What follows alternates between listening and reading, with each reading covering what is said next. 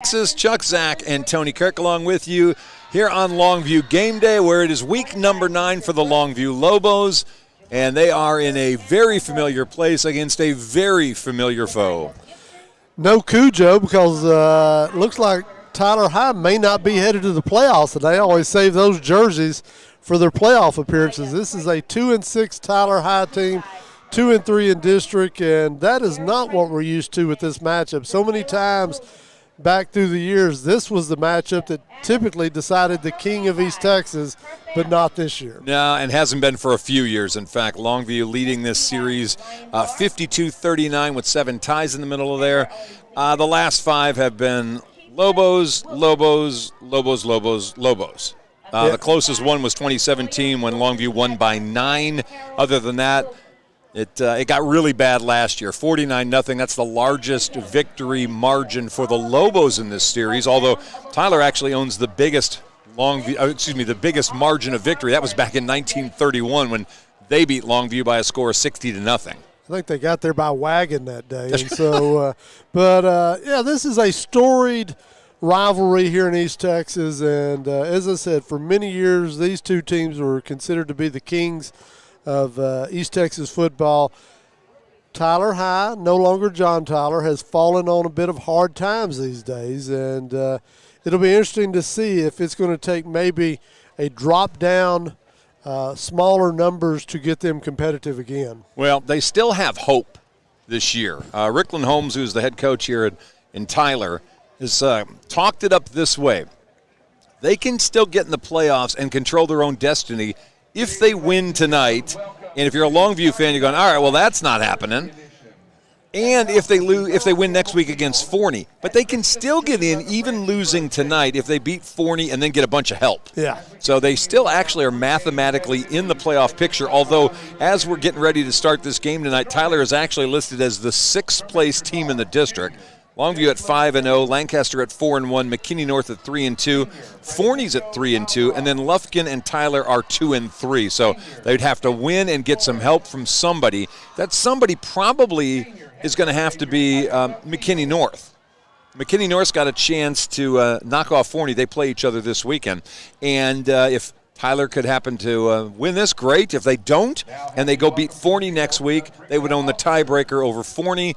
Lufkin potentially is in that mix as well, and there could be a 3-team tie for that 4th-place spot. But there's a lot of ifs involved in that, and you know how those usually go. Well, refresh my memory, but did Tyler High not lose to Lufkin last week? Yeah, 31-14. So we know who's got the tiebreaker if it comes down to those two. Right. You've got to put a third party in there to make it work for Tyler High. Yeah, so there's lots of potential possibilities. And Tyler, again, won't be eliminated tonight necessarily. So there's still that going on. For the top-ranked Lobos in 5A Division I, this is just business as usual. They're 8-0. They've been steamrolling everybody except the aforementioned Lancaster Tigers. And as we've said earlier, they have taken it out on Tyler the last few years. It doesn't look like anything different should happen here tonight. We're not jinxing anything, just kind of giving you a kind of a preview of what we see. Longview is basically number 1 or number 2 in every category in the district. Tyler is at the bottom or near the bottom in just about every category in the district. If you were matching this up and putting odds on this, it would be a long shot for Tyler tonight. Well, we kind of buried the lead here because, to be honest, we didn't come on talking about the fact that we're playing on a Thursday night. I suspect a lot of folks are back in Gregg County because of that, maybe hadn't made plans, arrangements to be gone on a Thursday night. We welcome you joining us, and we're all glad we're here tonight, not tomorrow night, because looks like it's going to be cold and wet out here tomorrow evening. Well, at least we're anticipating it. So a couple of schools around the area have decided to take the steps to beat the weather before it ever becomes an issue. These two included in the group that decided we're going to move our game to Thursday instead, and so we'll welcome a Thursday night game and make sure that we all stay dry. Yeah, and we want to encourage you to share this feed. Others may not even be aware that this game got moved to Thursday night. So we strongly encourage you, if you know other Lobo fans, share that feed, let people know where they can find us. That way they'll have an opportunity to watch this game and not miss one of the great traditional rivalries in East Texas. I'll tell you what, before we get going, let's give you our weekly look at our Longview Orthopedic Star Student Athletes of the Week. This week, week number 9, you've got Tyler Lane. He is a football, basketball, and track star from Timpson High School, partnered by Premier Home Care. And for the girls' side, Mallory Stringer from Queen City. She's a volleyball, basketball, and softball player, and they're partnered by First National Bank of Hughes Springs. Those are our Star Foundation Student Athletes of the Week, brought to you by the good folks over at Longview Orthopedic. Congratulations to both of them for having outstanding careers at the high school level. Well, last week it was Longview taking a little smack in the first drive of the game against McKinney North and their highly touted running back, Jalen Walker. And then they went on a 49-0 run. Yeah. And 49-7 was the final last week. We say this a lot. If you've heard this broadcast at all, we kind of always focus on what did the big three do. Well, the big three had big three kind of games last week. We start with Jordan Allen. Allen 9 of 16, 233 yards and 3 touchdowns. Taylor Tatum ran for 146 yards rushing and didn't really play at all in the fourth quarter. In fact, I think he played just a little bit in the third quarter. And then there's Jalen Hale, who had 5 catches, 162 yards, and 3 touchdowns. And now we're on the precipice about potentially becoming the all-time leading yardage receiver in the history of this high school. He comes into tonight's game trailing Camden Perry by 86 yards to become the all-time yardage leader. He comes in with 2,721 yards. He needs 86 to tie, 87 to pass Camden, and become the all-time leading Lobo wide receiver. So there's that in the offing tonight as well. If I'm the Lobo coaching staff and I don't get a good kick return early, let's just go get it in one play.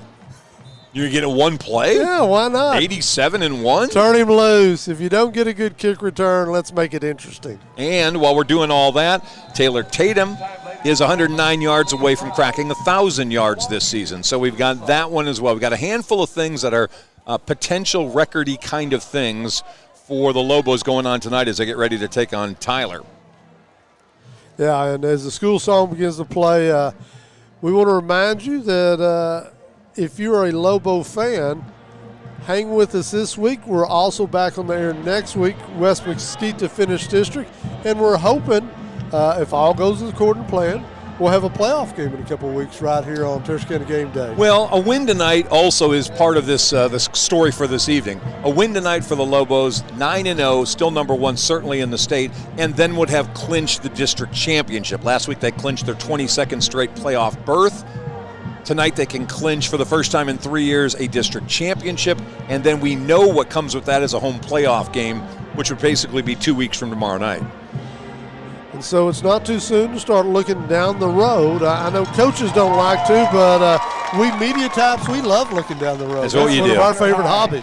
It's what we do. It's who's going to be where, when are we going to see them, et cetera, et cetera. And doing that probably looks like Crosby's sitting out there, and that may be who's going to be the first-round matchup for Longview if all things go according to script the next 8 days. Crosby's had a good run the last couple of years down at the Division II level. They're moving up in weight class down in the Houston area this year to big school 5A.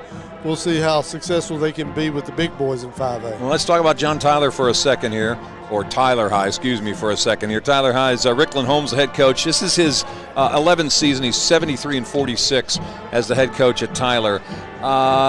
This team got off slow. They lost their first 3 games, including a first round or first day loss to Marshall in the first week of the season.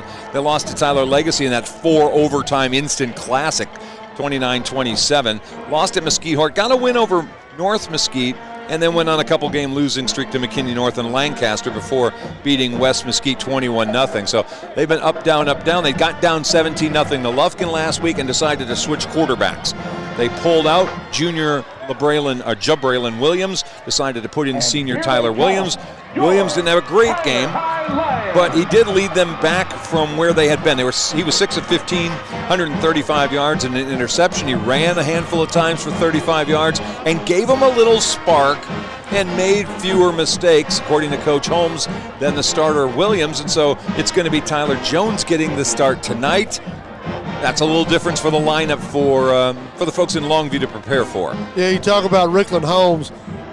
He's a guy that this game means a lot to. He played here. This is his home school. He went off, had a nice college career, had a little cup of coffee in the pros, came back here from his time in Oklahoma State, and as I said, bounced around the NFL a little bit. But this means a lot to him because he knows the tradition of this rivalry. Yeah, this is the 99th meeting between the two schools. Second longest rivalry for Longview, trailing only the 112 meetings between the Lobos and Marshall. So next year, if all things go according to plan, they'll celebrate the 100th game between these two schools. Great history on both sides. You talk about the Earl Campbells of Tyler, and all the great players everybody knows, Bobby Taylor and folks like that out of Longview. Just great athletes, great football players produced by both schools. Yeah, no quitting. All right, well, the bands are making a little bit of noise. We're getting ready for the Tyler Lions to come on out of their tunnel, and let's get ready for the start of the season. By the way, before we get going tonight, want to congratulate the volleyball team. Had a big win earlier this week. They're going to have Lufkin on Monday in the opening round of the bi-district round of the volleyball playoffs. And so we're throwing a thumbs up to them and wishing them best of luck next week and keep going. They're having a great season. I didn't hear what Frank said. I think he said in Nacogdoches. In Nacogdoches. Yeah. That's where they'll be playing on Monday. I want to remind everybody, football districts and other sports districts are different. If you're wondering, Lufkin in playoffs? Yeah. Yes.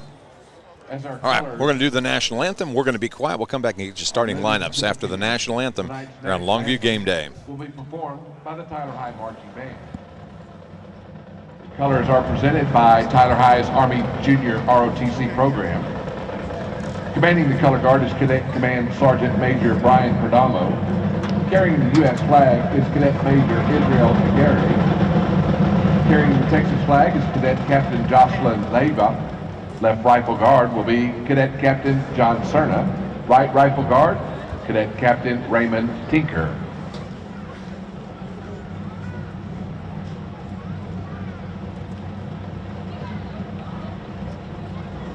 Ladies and gentlemen, our national anthem.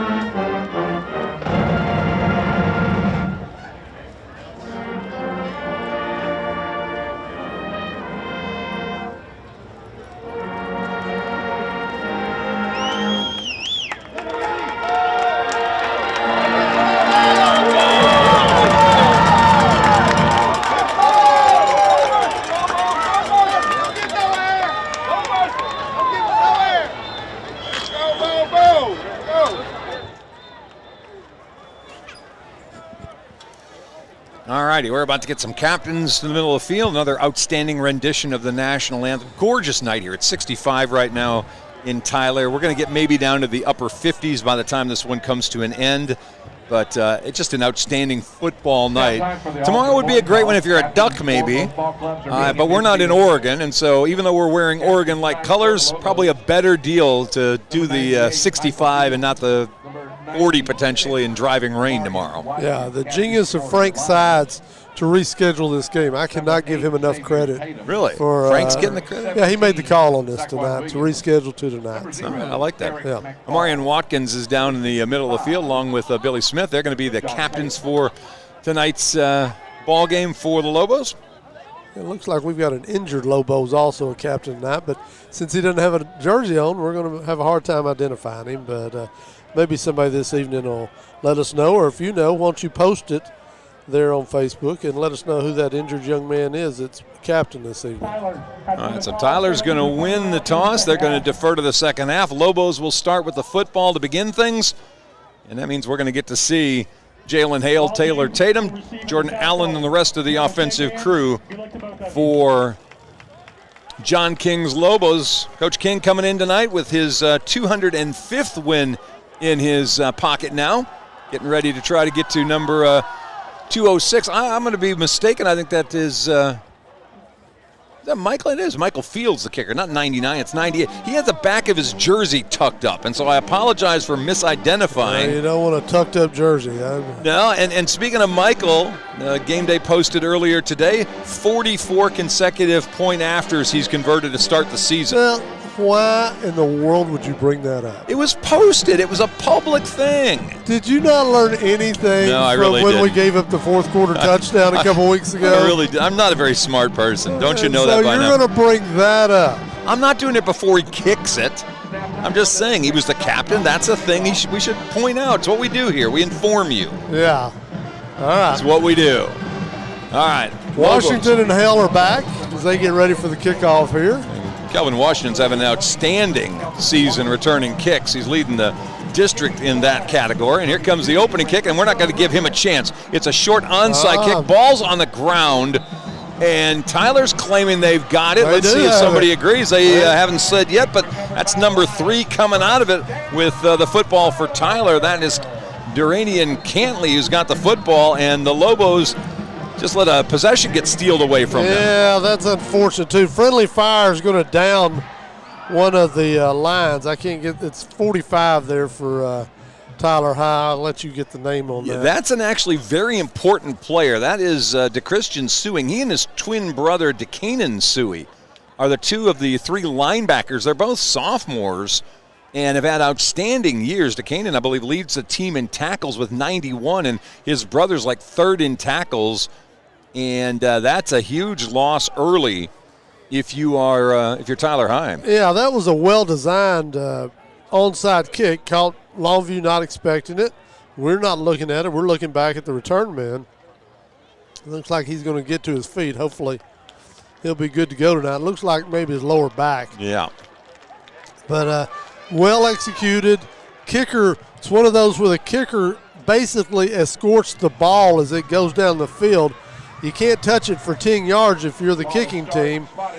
The receiving team really was caught turning their back, getting set up to get the wedge ready, and unfortunately for the Lobos, they're going to give up an early possession and a short field to the Lions here early. A little sneaky for the folks over at Tyler. Strategery. Oh, is that what that is? That's what that is, my friend. All right, however you want to call that. It's first down, 47-yard line. And we'll have to flip from one set of players to the other. Back to pass, Tyler Jones. He's going to try to throw one down the field, and he's going to be met in the backfield and dropped. He may get back to the line of scrimmage, so you don't get a sack on that. But it'll bring up second down. Jeremiah Rugeley was in there. There's the offensive line. Avery Coleman, Isaiah Baker, Michael Cooper, John Taylor, and Nick Cruz on the offensive line. 13 is Jadavion Lacey. He's one receiver. He's a senior. 5 is Terrell Crawford. He's a sophomore at 5'9". Ashad Walker, number 2, he is a 6'2" senior. And the guy that everybody knows around here is certainly number 7, Montrell Wade, who's committed to go to Boston College next year. Quarterback's Tyler Jones, and number 0 is Derek McFall. He's the starting tailback to start the game tonight as Wade goes into the backfield. And on first down, they're going to give it to him. And Montrell Wade's going to be near the 41-yard line, gain of about 6. It'll bring up third down and 4. Yeah, Booty Garrett makes the tackle that time, but a significant gain. You're obviously thinking about you got 2 downs to pick up this first right here. You've already gambled with the onside kick. You certainly aren't going to not allow yourself an opportunity on 4th down if you don't pick it up on 3rd. So 3rd down, and they've got to get to the 37-yard line, so 3rd and about 4. They typically stay in this spread formation. On third down, Jones with a handoff up the middle. McFall's going to be close to the 38. There is a flag down, and this may be coming backward. Yeah, that could derail the whole fourth down thing, even if they didn't get it there. Looks like it might be where a hold would be. Everybody kind of got clumped up there together. We're waiting for the white hat to give us a call. By Kylan Sublette, along with Willie Nelson. All right, well, they're going to give us an indication, but it looks like holding was the initial signal, so this is going backward for Tyler. Yeah, they had already asked John King. He said march them on back, so it looks like it's going to be about a 4th and 10 now. Well, they'll go third down again. Excuse me, third down again, my bad. How about the defense for the Lobos? Billy Smith's 99. He's one defensive end, having a great year with 4 sacks. Omarion Watkins is the big nose tackle in the middle. He's number 96, 250-pound senior with 46 tackles. He's second on the team. Jordan Wright's number 65. He's one of the defensive ends, and there's a lot of switching around in that defensive line. Jeremiah Rougeley and Chase Smith are the outside backers. 32 is Caden Brooks. He and Tadarian Boone, number 4, are the inside linebackers. Garion Curry and Jaden Smith are the corners. Buda Garrett and Willie Nelson are the safeties for the Lobos. Yeah, a lot more to gain than 10. We'll talk about that after the play. And here comes some pressure. Jones faked the pass, was able to hold on to it as he got pile-drived and dropped by Jeremiah Rougeley all the way back at the 38-yard line, and now it's going to be 4th and a mile. Yeah, what happened there, spot foul was much further back than the flag had originally been laid at. The flag originally was laid down around the 37, 38-yard line. Ends up being about 4 or 5 yards beyond that, so with the 10-yard penalty, it was significantly more, and they just compounded it with the sack, and it's time for Willie Nelson. Yep, Willie back at his 25-yard line. And here comes the punt to him. This is a pretty good one. Takes a backward bounce after it hits the 26-yard line. Just basically rolls forward to the 25, and that's where Longview's going to take over for the first time today. Yeah, it looked like for a moment it might be returnable, but kind of did a little bit of a hook and bounced away from Willie, and Willie got smart and got away from it. Curry was getting a little close to it. I think he verbalized to his teammate to get away from the ball, so they'll start there with 1st and 10 from the 25.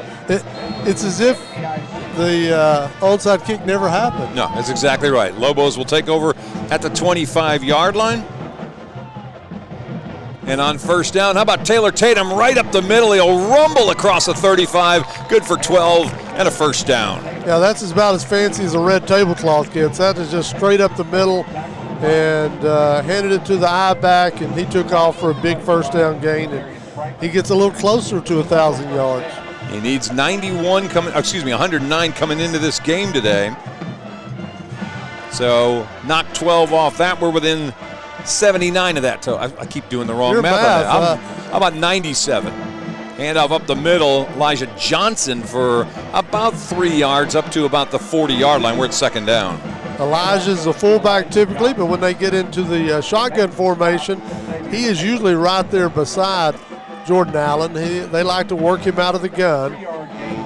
Tatum back on. It'll be interesting to see if they go back to the eye like they did on the first play, or if they stay in the gun. It looks like they're going to go in the gun with dual backs. Sometimes they'll go put Taylor out in the slot. 8:24 to play here in the quarter. We're cognizant of the fact you don't have a clock.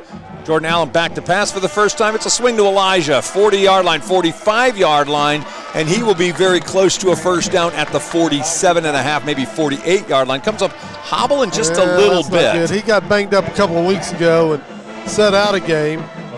Right now, it doesn't look like he is 100%. He's going to hobble over to the sideline. That's somebody you want to get healthy by playoff time. He's a big contributor. Gain up to the 48-yard line, first down. Jalen Hale going to split out wide left. Here's the starting lineup for the Lobos after this play. On first down to the ground to Taylor Tatum, hitting the backfield, no gain. Second down is coming up. Yeah, no surprise there when they go to that I formation, particularly when you take Johnson out of the ball game. Jose Soto's not going to get a lot of touches from the fullback position. So when they go tight and they go Taylor, you're probably going to expect to see the Lions really stack that line of scrimmage in anticipation of a Tatum carry. Jax Norman, Mongo Williams are the left side of the offensive line. Tavion Morgan is the center. Right side, Jacoby Watts, Martin Guerrero. Angel Ramos, the tight end. DK Reese, one receiver, Jalen Hale the other. Back to pass, Allen looking left side off the hands of Taylor Tatum, incomplete. Where it'll bring up a third down. That's Montrell Wade, who's also playing safety as well as receiver. So you've got him going both ways tonight.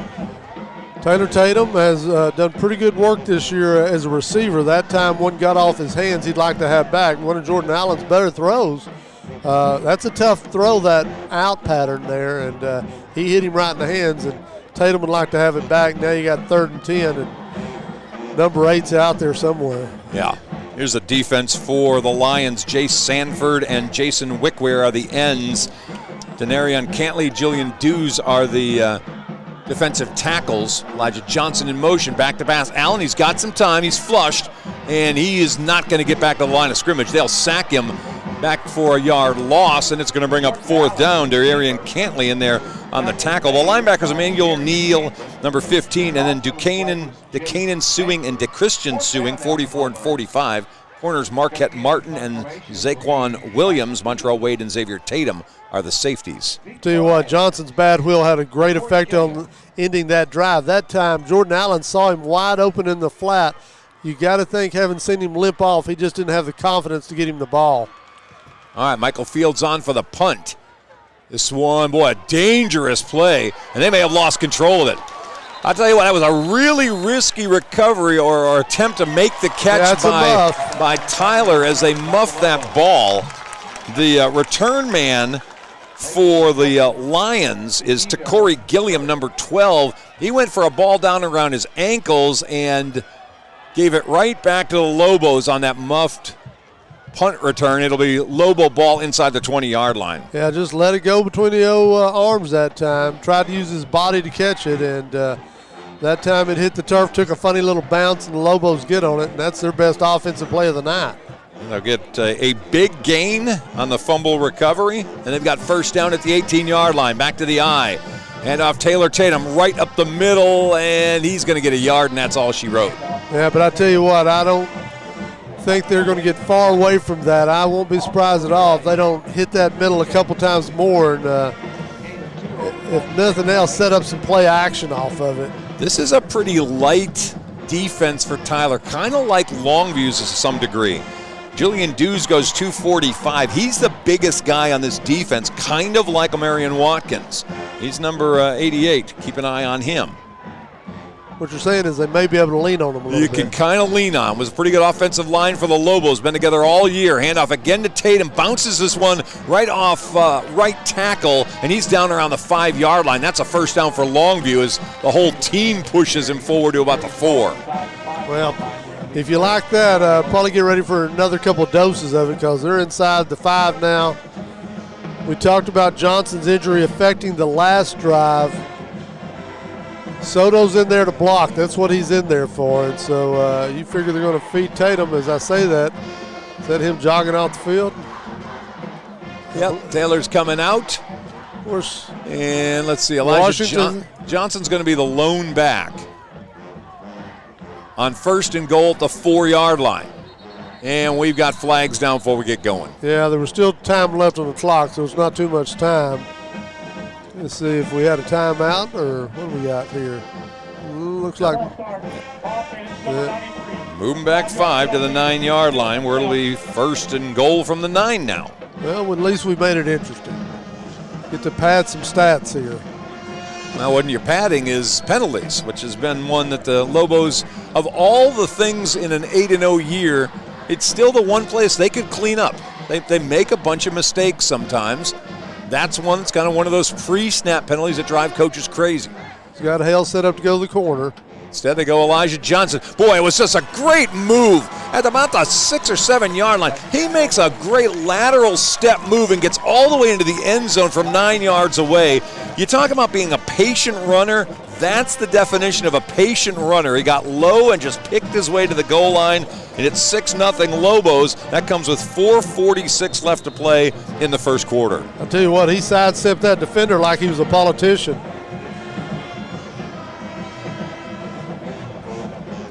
Michael Fields on for the point after. Andrew Tutt, the holder, had to get that one rolled back to him. But the kick is up and good. Fields now 45 for 45, 7-0 Lobos with the lead. Comes with 4:46 left to play in the first quarter. We'll take a break. We're coming right back to Longview Game Day. Injuries aren't planned, and here at Longview Orthopedic, we're going to work together with patients to try to attain the best outcome possible for them. We have the ability to treat all injuries for all patients and athletes of all ages. One thing I want patients to understand is that, I've been in their situation. I played football at Texas A&M University, played offensive line, I was a guard, and being an athlete, suffering injuries, and having that passion to get back on the field gave me a really good perspective on the other side of the line as a treating physician now here at the Longview Orthopedic Clinic. In life, some things just go together, like a burger and fries. And home and auto insurance from State Farm. Combine and save. Talk to State Farm agent Charlene Ingram today. All righty, welcome back. 7-0 lead as Elijah Johnson goes in for the touchdown. That's his third of the season. Michael Fields on for the kickoff now after converting the point after. Short kick comes down to the 12-yard line. And this is going to be taken outside the 20, which almost news when you talk about the Longview special teams and kick coverage unit. They almost never let a kick returner get outside the 20-yard line. This one taken out to almost the 30, where it's going to be first down for Tyler. Frank tells us 97 kicked off. Oh, okay. We've been seeing that a few times this last probably 2 or 3 weeks instead of 98. Well, we've seen it in the fourth quarter some where he's getting some kicks. And coaches this time of year, when you are leading your district, you start tinkering. Yeah. See who else can provide you something come playoff time. All right, well, it'll be ball at about the 27, 28-yard line. That's where they're going to put things in play for Tyler now in their first play of this drive. Well, good catch that time by Jones. He makes a fabulous catch, reaching out with his left hand to get that almost errant snap, and then tosses that ball for a first down or very close to one out near the 31-yard line. Gain of about 7 or 8. I don't know if the shortstop position is settled for Tyler High this year, but if not, they might want to consider that kid. That looked like a baseball play. He reached out there with his glove hand, caught the ball, and then kind of turned and threw it like a baseball player would across the diamond. Actually, say that was only a 4-yard gain. It looked like more than that. I apologize for being a little too enthusiastic about the yardage gain. Jones on the run now, got a man open, caught, and down inside the 40-yard line. There's a flag down, though, back behind this play. I thought I saw one. Let's see if they're going to bring it back. Have a flag at the snap. It may have been defense offsides. It looked like a step in the line early there. Yeah. Yep. It's Wade with the catch. It'll be first down at the 36-yard line of Longview. Yeah, the worst on that play was the guy that jumped off and then the official who did the barrel roll on about the 30 on the far side as he tumbled thanks to the turf monster.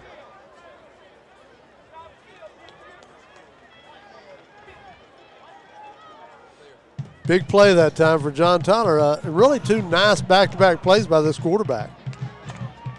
3:45 and counting. Jones back to pass, deciding to pull it down and run, and he's going to get buried at the 30-yard line. Chase Smith with a big tackle after a 6-yard gain. I'll tell you what, Tyler Jones showing some athleticism. He made the cool play on first down when he caught the ball with his offhand and then threw it like a baseball player. Nice pass on the big play. And that time he uses his feet for a big gain on first down. So it'll bring up second down and 4 at the 30-yard line. A little high snap, handoff, and that's an impressive little run, still going to near the 20-yard line. That's Drummer, I think. That is their third string back, Caden Drummer, a sophomore, 5'9", 155-pounder, but a little jitterbug down to the 20-yard line. Looks shifty that time. Good drive here going for what used to be JT, now THS. A lot of this, in fact, almost all of this through the air with the exception of that little run.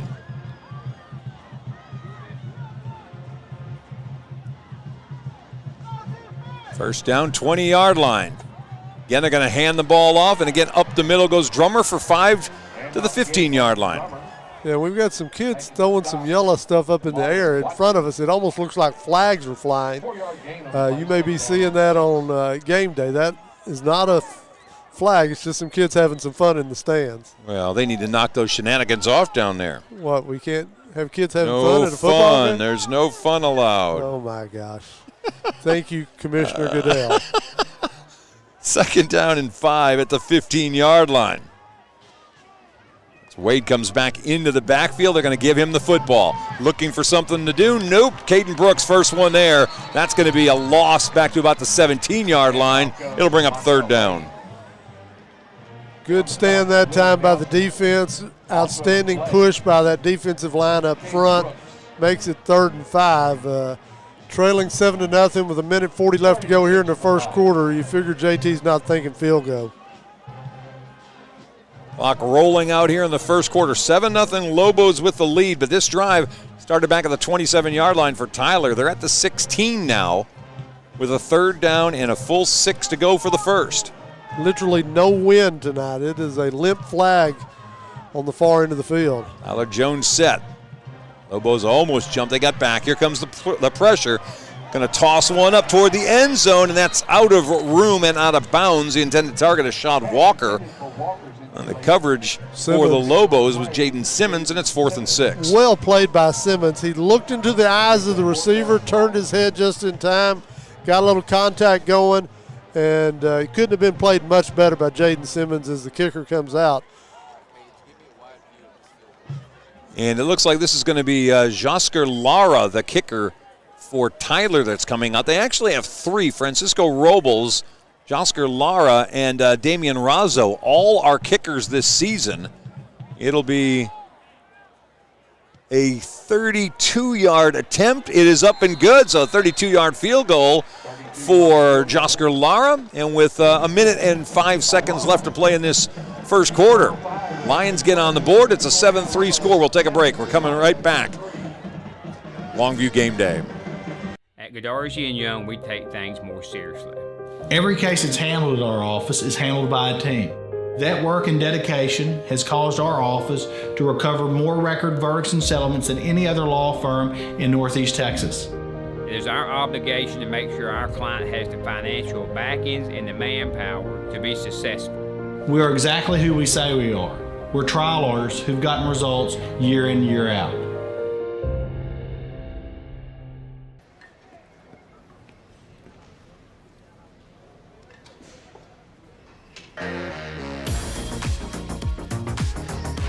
Crunch has everything you need to find your mode. Come check out Crunch Fitness with a free guest pack.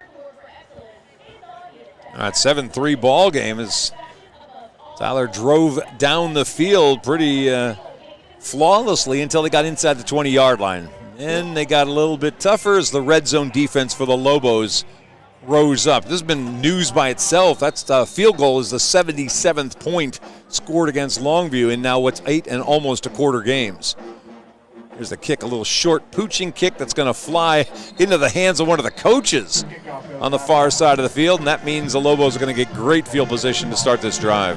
Well, maybe the coach said, when you kick that ball, I want you to kick it to me and not anybody on that team. I'll be standing there. You kick that ball to me. It's really not much of a loss there. They're going to put it at 5 yards up the field, and you don't have to worry about a return. Right. And they'll start Lobos will at the 38-yard line. 7-3, they lead the ball game right now. Going back to the decision on the field goal, I think it really came down to the call on 3rd down if you're Tyler High. They went for the touchdown instead of trying to pick up a few yards. When you have 3rd and 5 and you throw to the end zone and get nothing, kind of makes the decision for you. All right, here we go. First down, 38-yard line. To the ground go the Lobos. Taylor Tatum, 50-yard line and across to the 48. That's good for 14 yards, and it's a first down for Longview. I tell you what, he is so smooth to watch, particularly in traffic. He's just one of those backs. It seems like he's got eyes on all sides of his head, and looks like he can just pick his way through traffic. All right, so they had a penalty on Tyler. That one's declined as we're under a minute left to play in the quarter. They'll take the 14-yard gain for Taylor Tatum. Tatum so far in this one has run 5 times for 40 yards. He's coming closer and closer to that 109 he needs to go over the 1,000-yard mark this season. And if you're thinking at home, well, is it about time for some play action? Maybe. Hale's out there by himself. First down, Elijah Johnson up the middle. And right now the Lobos are doing a lot of probing up the middle. Yes. Well, you talked about that it seems simply to the eye that Longview has an advantage size offensive line over defensive line. So they're trying to exploit that, but I keep thinking at some point they're going to pull that thing out of the running back's belly and look downfield. 1 yard gain for Johnson, 2nd down and 9. Last 10 seconds of the quarter counting down. Jordan Allen ready. He's got 3 receivers off to his left. And again, they're going to hand off to Johnson, and again, he's going to pick his way forward to the 41-yard line for the final play of the first quarter. So the first quarter ends with the Lobos leading 7-3 here in Tyler at Mother Frances Rose Stadium. We'll take the timeout. We'll come right back here on Longview Game Day.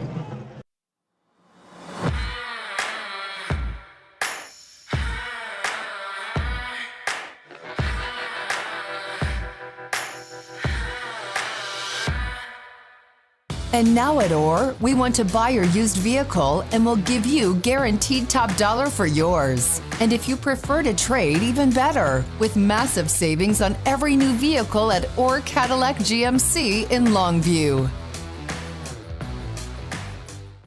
House party? We got you covered. Office meeting? Come on, treat them right. Game day? You know we're here for it. Get your taco, nacho, or fajita bar today. Only at Juicy's Taco.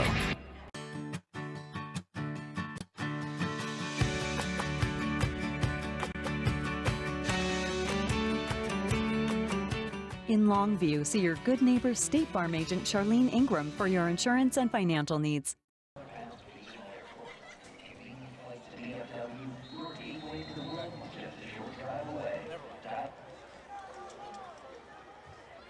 All right, we welcome you back. Second quarter getting ready to start. It'll be 2nd down and make it 3rd down and 4 for the Lobos. Actually at the 42-yard line, back to the handoff to Taylor Tatum. Look out! Tatum to the 30. He's off to the races. He'll just get caught from behind as he got down to about the 10-yard line.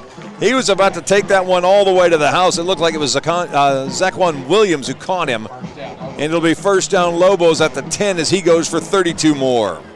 Beautiful play that time. He had a little gap to begin with. Then he did a little shimmy there to lose the defender and just took off upfield until they got him. That was just a pretty run. If you like good old-fashioned I formation running, this kid's your guy. He just looks the part. Tatum with 71 yards, 6 carries. 1st down and goal right on the 10-yard line. They'll go back to the ground again. Oh, he makes a nice little lateral cut and gets inside the 10. Still fighting. We'll go down to about the 1-yard line where it's going to be 2nd and goal. He shows he's got a little power when he wants to use it. That time they met him in the hole and he just kept the legs churning. That's a great combination when you have his speed, his ability to make moves to gain himself some opening, and then at times he'll just lower the shoulder and use those legs. We are early into the second quarter. Ball was whistled down at the 2-yard line, so it's 2nd and goal from that spot. Taylor Tatum already this season has crossed the goal line 17 times running the football, and let's make it number 18 as he goes in from 2 yards away. And it's a 13-3 Lobo lead. Comes with 10:36 to play here in the first half. Yeah, touchdown Tatum does it again. He likes that ball when they get down around that goal line, and he's missed out on a little of that. A couple weeks ago he didn't get any playing time. He had to see Washington get his touchdowns. Tonight he's back on the board.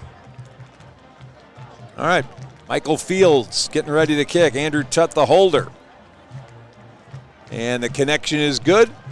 14-3 lead.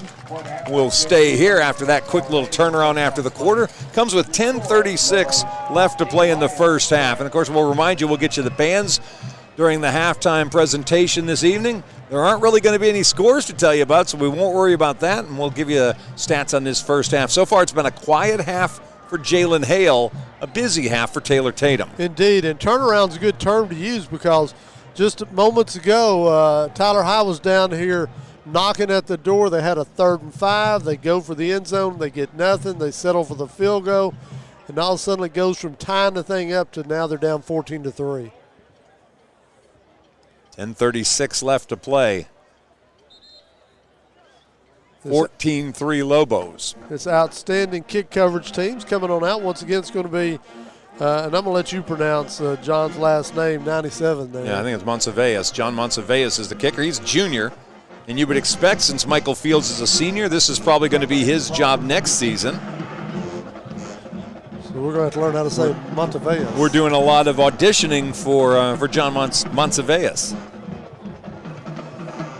How about John Mon? That's a good name. That's not bad. Yeah. John Mon with the kickoff. All right, here's the kick from Monteveus. This one high end over end inside the 5, back to the 2-yard line. That's Drummer bringing it out, and he's going to be bringing this one back. He can run for a long time, but it's not going to make any difference because they're coming back. There's a flag back at the 10-yard line and a Lobo down at the 10 as well. That's unfortunate. It was a clip. They took out 2 Lobo defenders, and unfortunately one of them is still down. And when the opposite team's trainer runs on the field, that tells you there's some alarm, because it was as blatant a clip as you'll ever see. One player submarine, 2 different, and it looks like they may be, oh gosh, that's probably the airbag they're bringing out. We'll just wait and see on this, but it was just one of those things that everybody in the place saw. It drew multiple flags. Yeah, and here's where we are now. We don't want to speculate. We have no idea. And at the moment, the player's down to a place where we can't even identify who he is. We have no idea who the player is. But so we're going to stick with this, but we will not put the camera down on that. Just by good taste, as well as UIL rules about things like this. We're not going to disclose anything bad here, but we got a player certainly that's injured. We got a bunch of trainers out here, and they are already trying to make sure this person's comfortable. We're probably going to have a delay here for a few minutes. We'll just send it to commercial. Yeah, we'll take a break. We'll come right back. You're watching us here on Longview Game Day. Don't fumble when you're looking for your next trailer. At R&J Trailers, we got the hookup. Cargo Mate, Hallmark, Text Line, Diamond Seed. We've got the inventory selection to get you into the end zone. Step into savings with R&J Trailers. Don't pass up on the best deals around. R&J Trailers in Longview and online at rnjtrailers.com. We've got the hookup. Howdy, East Texas. Neil McCoy here for Patterson Nissan in Longview, home of the free lifetime warranty. Shopping for a pre-owned vehicle has never been easier. Just head over to PattersonCars.com and you'll find over 1,400 quality pre-owned cars, trucks, and SUVs, many certified pre-owned and backed by the Patterson Lifetime Warranty. And you can buy with confidence because each one has to pass a 167-point inspection before it's listed for sale. Log on and find your new-to-you pre-owned car, truck, or SUV at PattersonCars.com. Printing your photos just got easier. Just pick your size, color, and favorite photo, and we'll do the rest.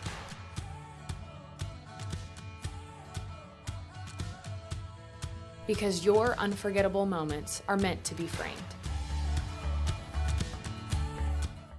All right, we welcome you back. A little somber mood at the moment. They are bringing a cart out to get the injured Lobo. Again, we have not been able to identify, and we are not going to speculate on the potential injury that we may have down here, but we are getting a golf cart or a utility cart to be able to take the player off to the medical folks who are off on the side of the field. Yeah, Coach King and Coach Thomas, or not Thomas, Holmes are both out there. Rickland Holmes is out there with Coach King. That tells you that there's concern by all parties involved. Yeah. This is, we remember this or get reminded of this, unfortunately, every so often. We got young men out here playing a very physical, sometimes violent game, and there's such a fine line between, everything going great and all of a sudden everything not going great. And you mentioned that we seem to have a block that may have been in the back that was looking like a clip potentially. Again, we don't have the benefit of replay today, unfortunately, and as a result, we can't really tell exactly what happened. we wouldn't want to put it up for you anyway, at least for us to be able to see it and get a better idea about what we're describing to you. We don't have that ability out here today. So we're just going to kind of keep it here and wait for the folks to get the player some treatment. They've got him up into the cart, and we're getting a hand here. You can hear that for the injured player who is he's at a seated position, and we think probably a lower extremity injury is what it looked like. Yeah, it looks like a leg injury, and so they're going to get him and take him over to the hospital and get him checked out. And like I say, it's probably pretty serious when both coaches come out there. Nothing life-threatening, anything like that. No. It's just simply part of this game is leg injuries, and unfortunately tonight it's one of the Lobos who's been taken off. All right, well, it certainly adds a somber moment, and what has been a very shockingly almost injury-free season for this Lobo team. Part of the surprise this year is how basically the starting 22 have been able to play almost this entire season with just little nicks and cuts here, little bang-up injuries, nothing serious. This is certainly the most severe of the injuries we've seen here in 2022, and we're fortunate that it's only been one, and it comes here in week number 9. All right, well, they'll mark off the penalty, which will go half the distance back to the 7-yard line, and that's where Tyler's going to start. See out here? Yeah, we're looking to see. We're right on the number. I was right the first time, but we were a little nervous there about numbers. Obviously, you don't want anybody to get hurt, and there are certain numbers out there you certainly don't want to see get hurt, but it's just an unfortunate part of this game is we'll start back to action now. All right, so it'll be first down and 10, 7-yard line as Tyler gets back to action, and a short gain and an impressive tackle.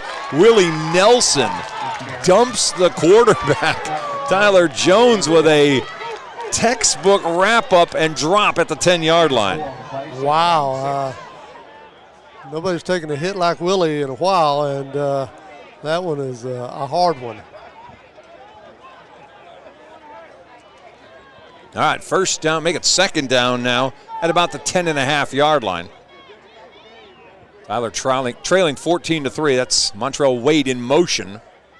He's number 7. We got a tough time with their uniforms. They do not have a filled-in number. It's just an outline number. Toss Hardman over the middle. That's going to be caught by Wade up at around the 25-yard line, and that'll be a first down for Tyler. I'll tell you what, that's a pretty pass by a young man that just got blew up on the previous play.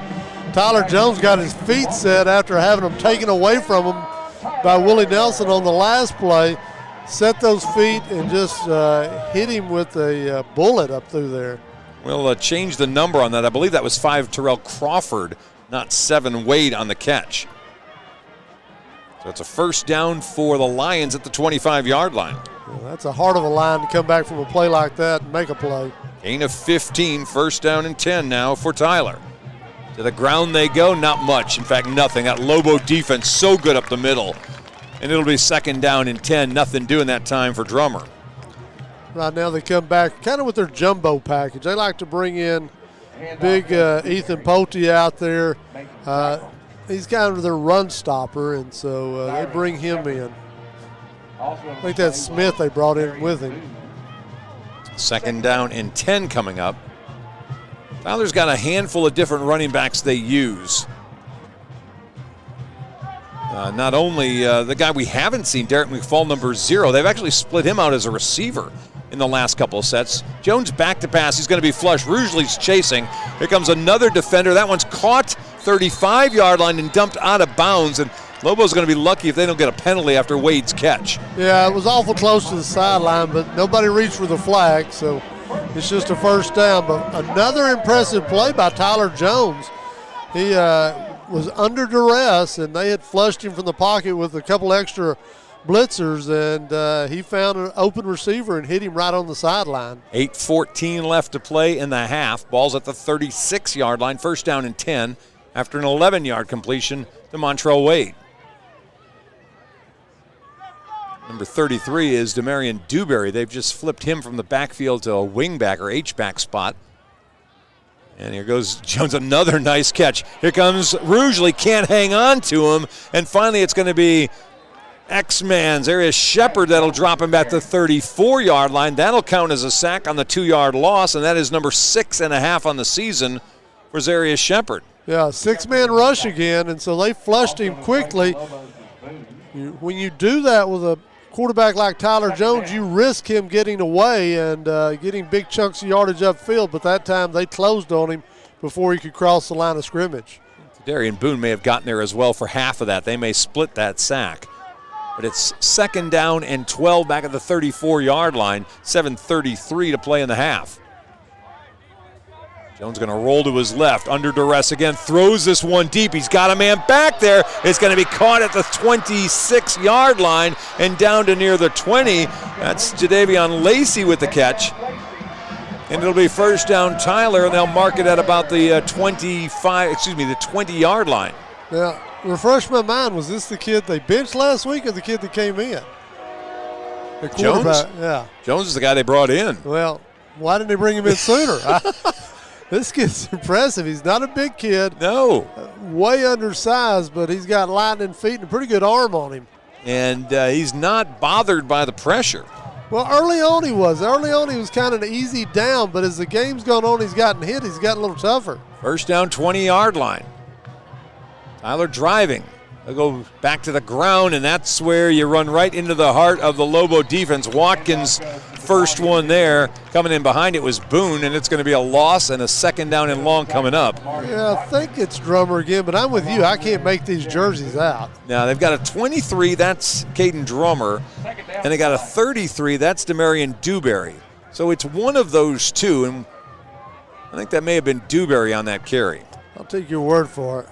It was something 3. Something 3. So the something 3 looks like it was a larger Dewberry. That's going to be a loss of 2 back to the 22-yard line. It's been a good year for Dewberries. They're bigger this year. And so, yes. By the way, it's 14-3, 6:15 left here in the second quarter. Jones ready, one back with him, and we got a flag down. I think he was ready for the ball to come, and I think they ran out of play clock. Yeah. And that's going to move him back 5 yards and make this now 2nd down and 17. That turns out to be a false start call. That may have been predicated by the clock running down, but either way, it's going to be starting behind the chains now. Lions have 5 first downs, Lobos 7. 11 carries, 18 yards rushing for Tyler. Longview's got 13 carries, 99 yards, almost all their offense on the ground so far tonight. 2nd and 17 as they get the call from the man on the far side with the pink gloves. Tyler's going to split 3 out to the right. That's Montrell Wade on the far outside spot. Back to pass, Jones starts to go forward, now throws. He's got a man open and caught before stepping out of bounds. I believe that's Derek McFall on the catch. And it'll be first down Tyler. Well, let's see. They're going to get to the first down. He was short by about 3 yards, but at about the 13-yard line maybe. Yeah. I compared him to a baseball player earlier. He looked more like a point guard that time. Brought the defense to him, and then did a little alley-oop over the top to a wide-open receiver, and big gain here that makes it a manageable 3rd down. 3rd down and 3. They're trying to get out from behind the penalty, and a rushing loss. Rugeley on the tackle, little or nothing that time for the back, and that is their 4th back. That is Jamichael Cooper, number 4, a 5'7", 175-pound junior. He's actually the leading rusher on the team. He's got a total of 236 yards this year. You think they may have learned something from the first quarter when they had 3rd and 5 and went for the end zone. That time, 3rd and 3, they ran the football, thinking maybe we'll go for it on 4th down. Yeah, and here it is, 4th down and 2. And before we get the ball snap, looks like maybe Tyler's going to take a timeout. Nope, Longview's going to take it. The defense is going to take it instead. It comes with 5:07 left to play in the first half, 14-3 the lead. And we'll stay here during this this break. Well, big play here in the first half. It's 14-3 lead for Longview. You got a chance to get off the field if you can stop them on 4th down. It's a 4th and a long 2. And I tell you what, if you're Longview, you got to be careful he doesn't do a little play action and maybe put that ball on his hip and do a bootleg, because this kid is dangerous to get outside. All right, so big 4th down really for Tyler. This is staying in the game kind of play right here. At the moment, they have not shown their defense can do much with the Lobos. They've got a little bit of an erratic kind of helter-skelter offense going on right now, and that is playing to their advantage against this Lobo defense. And we say all that, and Lobos have only given up a field goal, so it's not like it's been a 3-touchdown quarter. But Jones has moved the ball, and it's been impressive. We know how good this Longview defense is. All right, 5:07 as we're getting ready to snap the ball here.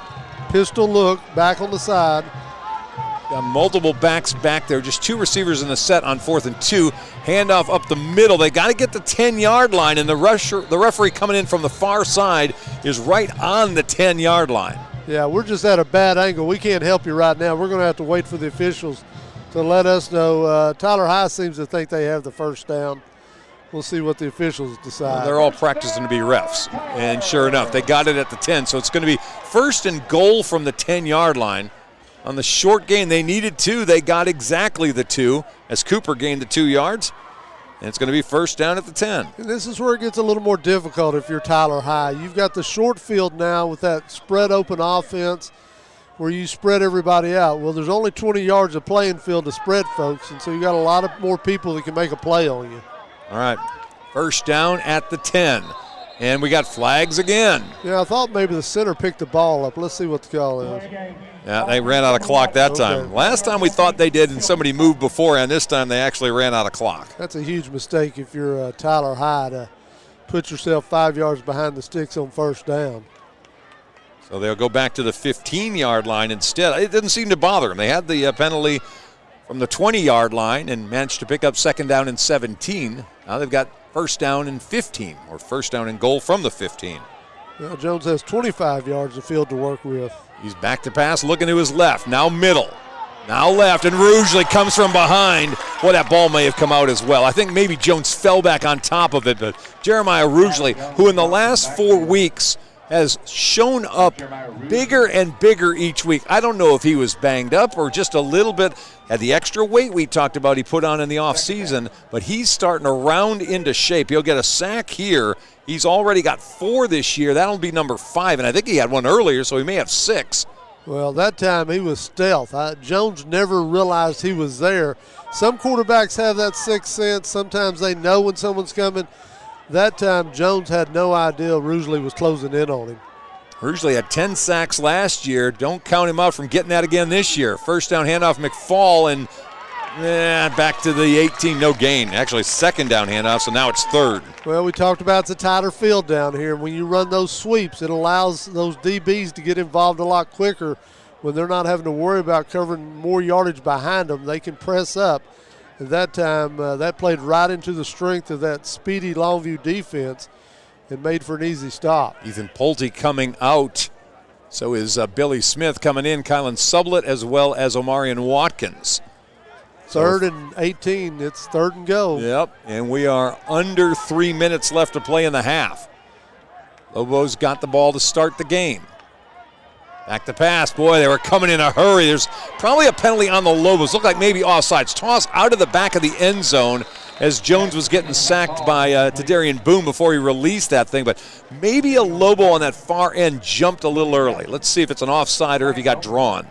They're talking to, it looks like the Tyler coaching staff, so it's going to be 3rd and 13 instead of 3rd and 18. Yeah, who it was Brendan Reese, a sophomore linebacker. He was coming on the blitz and just got a hair ahead of the snap, and they'll get back 5 yards. Yeah, that's when it hurts, because we've talked about these mistakes they make, and when it's really before the snap like that, it's the ones that drive you the craziest. And that time it was just a matter of the young sophomore missed timing, coming across that line, wanting to make a big play. Yep. So we get 3rd down again now from the 13-yard line. So they got a 5-yard penalty. They get back the 5-yard penalty. And here's Tyler Jones back to pass. Pressure coming, trying to run away from Boone. He's not going to. Boone's going to drop him at the 16-yard line. That'll be a sack for Tadarian Boone, his 5th of the season, and now it's 4th and goal. Boone is so good at that. It's a quasi-spy position he plays when you get a quarterback like this. He just kind of lays back there, and most of the time you take your chances if you had a quarterback with the speed of Jones, but Boone just closes so quickly, and he's such an outstanding tackler. He makes that play almost every time. 2:15 left in the half. Clock is rolling, and on for the field goal try. Looks like they're going to again try to get a kick. And that is, let's see, their field goal kicker. That one, bad snap. Lobos are going to scoop it up and try to go to the 45-yard line. I'm looking down at the kicker's name. You're going to have to help me because I'm looking at Josker Lara, the kicker, and I didn't see exactly what happened there. Well, you had the guy from the near side, the end for Longview, lay out and simply block the kick. I didn't get his number. He came very quick. When he did, they had a couple of people at a shot at picking it up. Finally get the ball scooped up, and with 2 timeouts left and 1:54, lots of time for Longview to make the Lions pay for that mishap, as they got no points, and now Longview's got enough time to put on additional points. That may have been Shepard that laid out. I was looking at the big screen, and that may have been 55 that got there and laid out. Lobos left the ball at the 44-yard line, and they'll go right back to the ground, and right ahead goes Taylor Tatum. He crosses into Lion territory at the 49 with 1:45 left to play. Tell you what, how many halves do we have that Hale never gets a touch? Not very many. I don't remember Jalen even having one thrown his way, much less a touch. And so Tatum will step off. Washington will check in. Tatum looks a little shook up. He gained about 6 on that first carry. Back to pass, Jordan Allen in some trouble. Going to throw middle of the field, knocked away from the ball. Freddie Hawkins, the intended target, but Montrell Wade was there at the same time. And the clock will stop with 1:12 to play in the half. It'll bring up 3rd down and 6. I'll tell you what, Zaquan Williams had Hale all by himself, and he was step for step with him. He was never an option. When you talk about why you don't get Hale a touch in the first half or even a look, it means good secondary play. That's a 3rd down. 1:12. Allen going to go to the ground right up the middle. Elijah Johnson needs to get to the 46-yard line. He looks like he's very close to it. They'll mark him already at 4th down and a yard. Yeah, and that play is simply designed to, if we don't get it on 3rd, we want to be close enough on 4th that it's a no-brainer to go for it. And they go back to the I formation. Tatum's checked back in. All right, Taylor will be the deep I back. 4th and a yard. They'll hand the ball to him. 1st down. Still powering to the 40, make it the 39-yard line. 40 seconds left on the clock. The movement of the change will stop it momentarily. Got some personnel change, so they're going to get the clock started back before the snap. That was good for an 8-yard gain on 4th down and 1.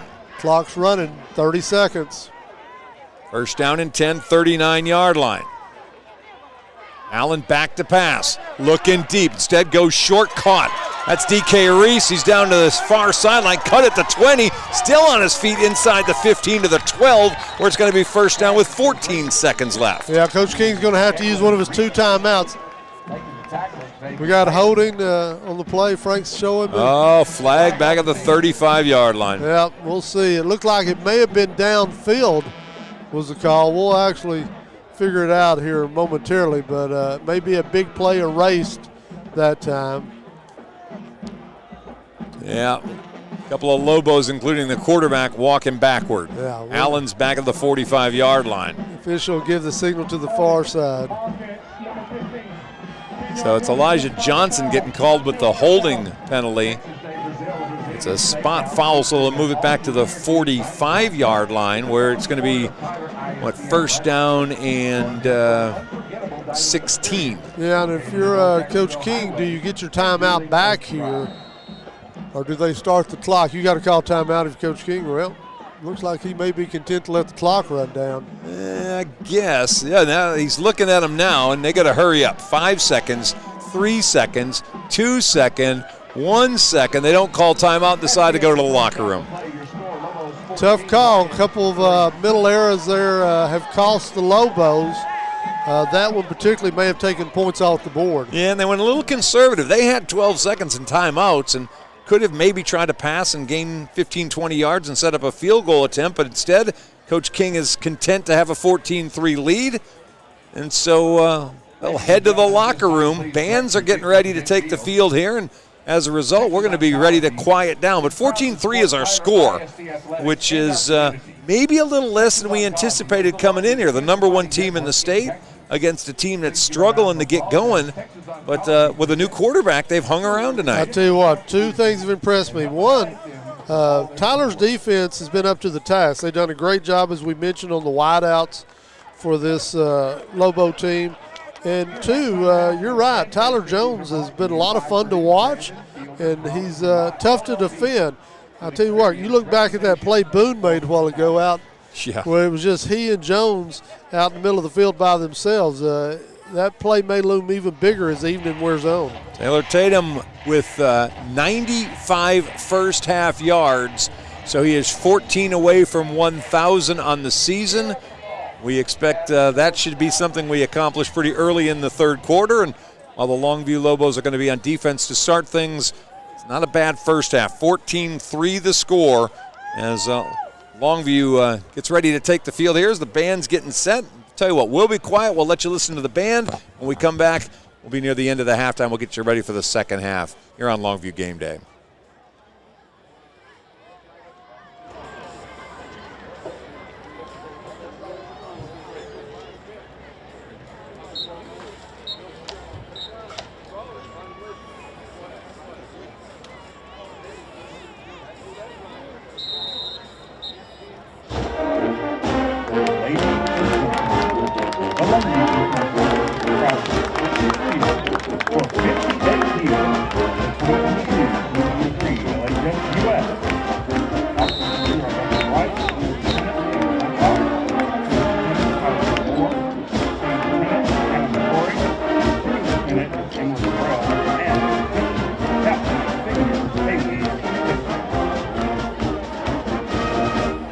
WS will now entertain you with their Cooler Jack Team 2, I Want You Back.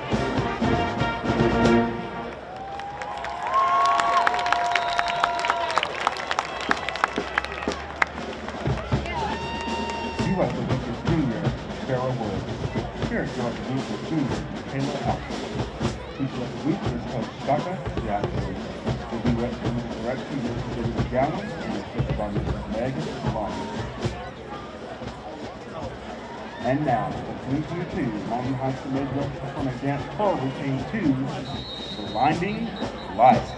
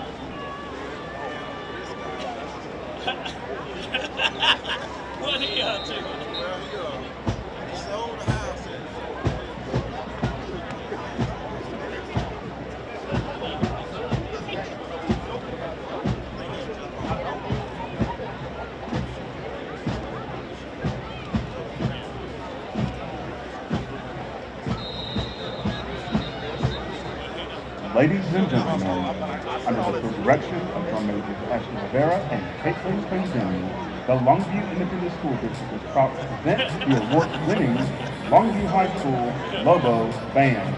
This is the Big Green Marching Machine.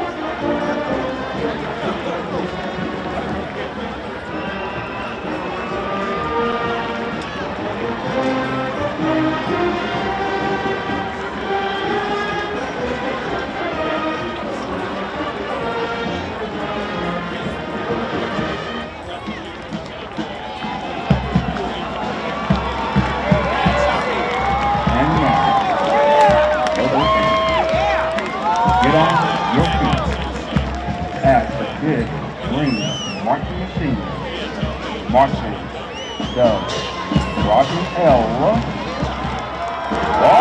Cookie.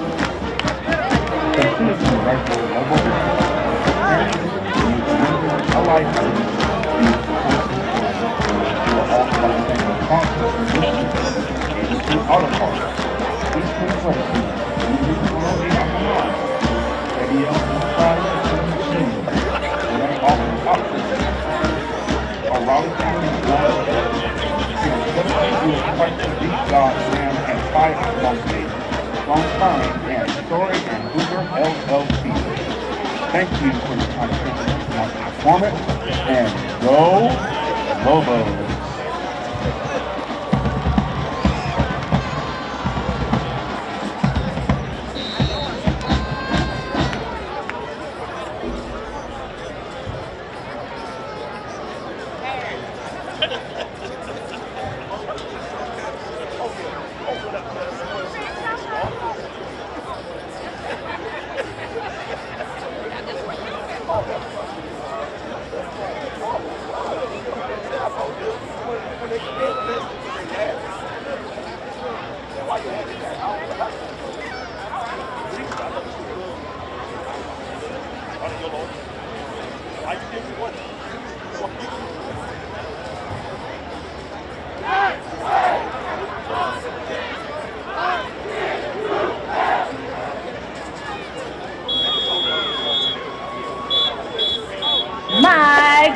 Mic check. 1, 2, 1, 2. Good evening, ladies and gentlemen, boys and girls. It's that time you've all been waiting for. All the way from Lion Country in the heart of East Texas. The pride of Tyler High presents your halftime entertainment.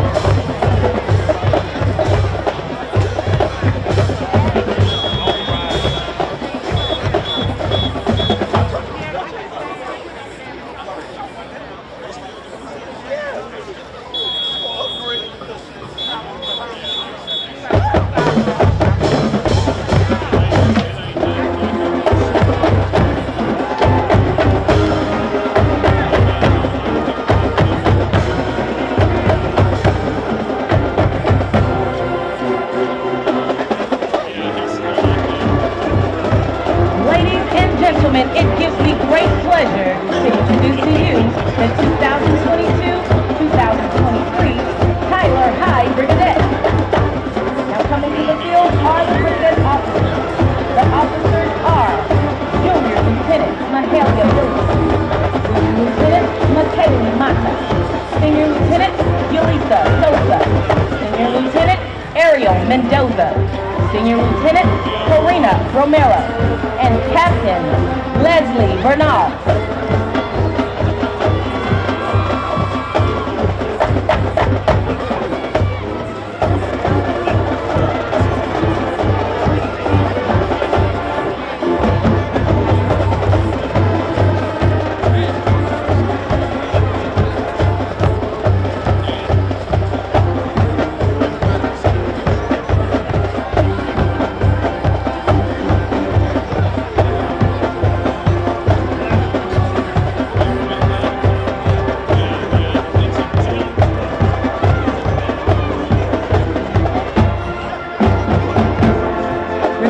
Officers are Azaria Flowers, Alexandra Flores Salgado, Crystal Pulido, Talia Reese.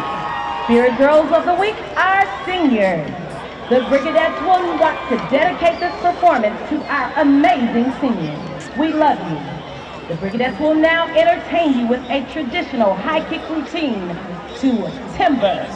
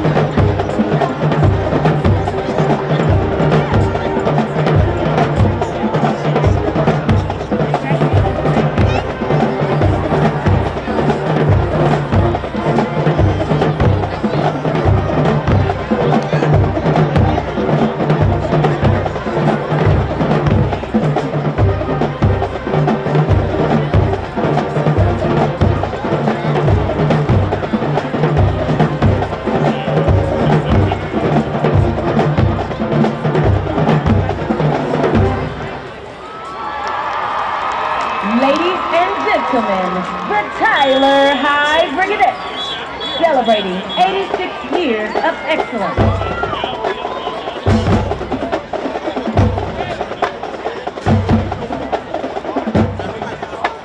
The drill team is under the direction of Liz Zebra Gozaire and assisted by Ms. Crystal Thompson.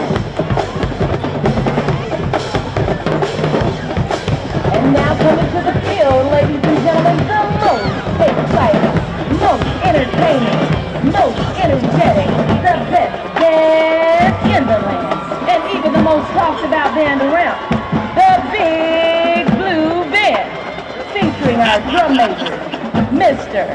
Tony Flores, Miss Jazzy Jazz Gilliam, Mr. Elias Francis Alvarez, and the head drum major is Miss Capitana Latiana Field.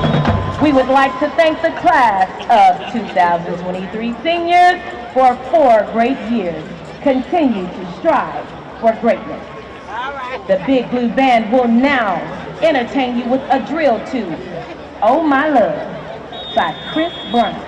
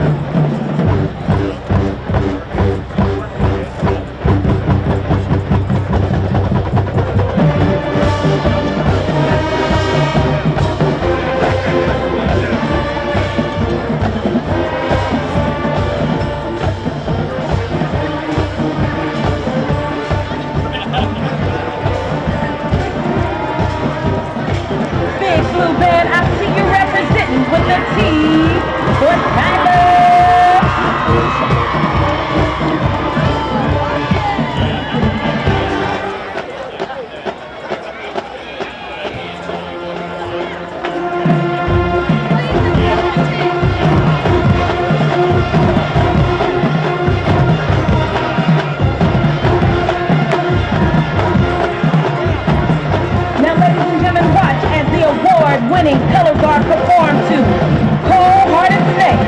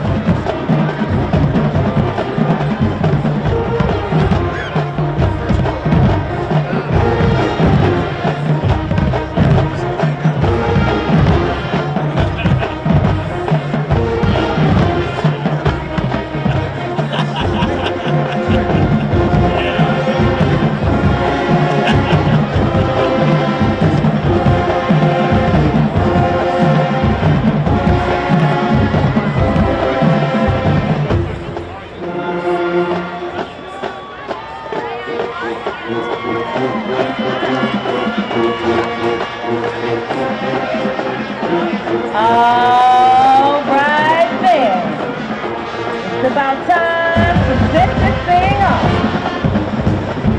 So Lions, let's go!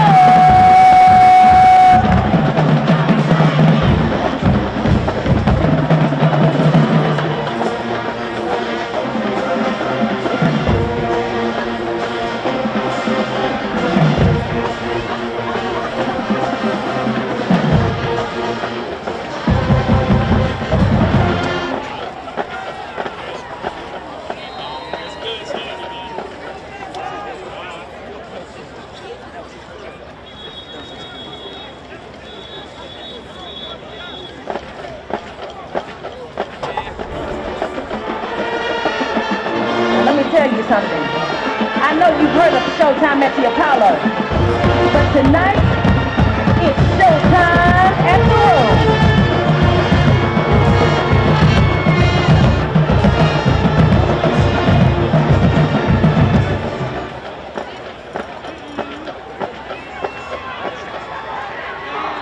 Set this thing up!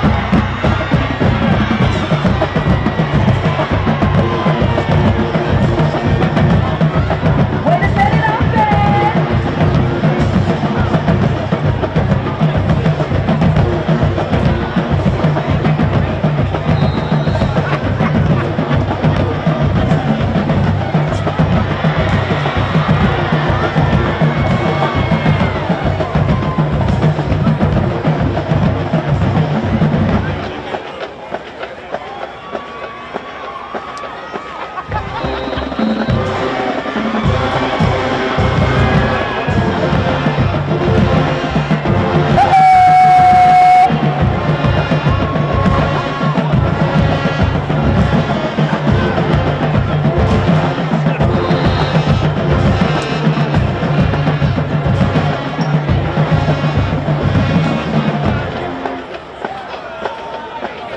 You thought we were done?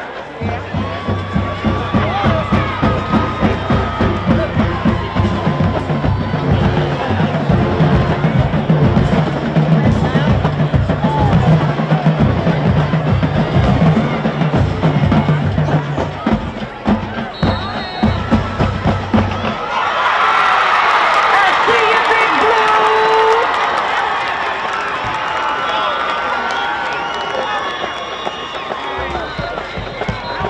Ladies and gentlemen, the Big Blue Band is under the direction of Head Band Director, Mr. Larry Wade Jr., and Assistant Band Directors, Mr. Daniel Gonzalez, Ms. Anita Mott, Percussion Tech, Mr. Montrell Sanders, and Color Guard Directors, Ms. Jenna Hamill and Ms. Malaysia Hunter.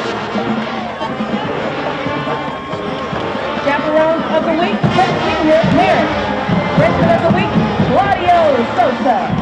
Upperclassmen of the Week, Brenda Jerome. Section of the Week, the seniors, and our spirit section goes to the seniors. We would like to thank our future band members and directors of the Bolger Viking Band 8th graders and the Moore Mustang Band 8th graders for joining us tonight. We look forward to having you with us next year. This has been another Big Blue Band production. The Tyler High Big Blue Band. Well, how's that for a halftime show? Pretty dang impressive is what that was. 14-3 the score. Lobos with the lead. We got entertained by a couple of outstanding bands from Longview and Tyler. And we're getting ready to start a second half. Let's do a little stats here for you in the first half.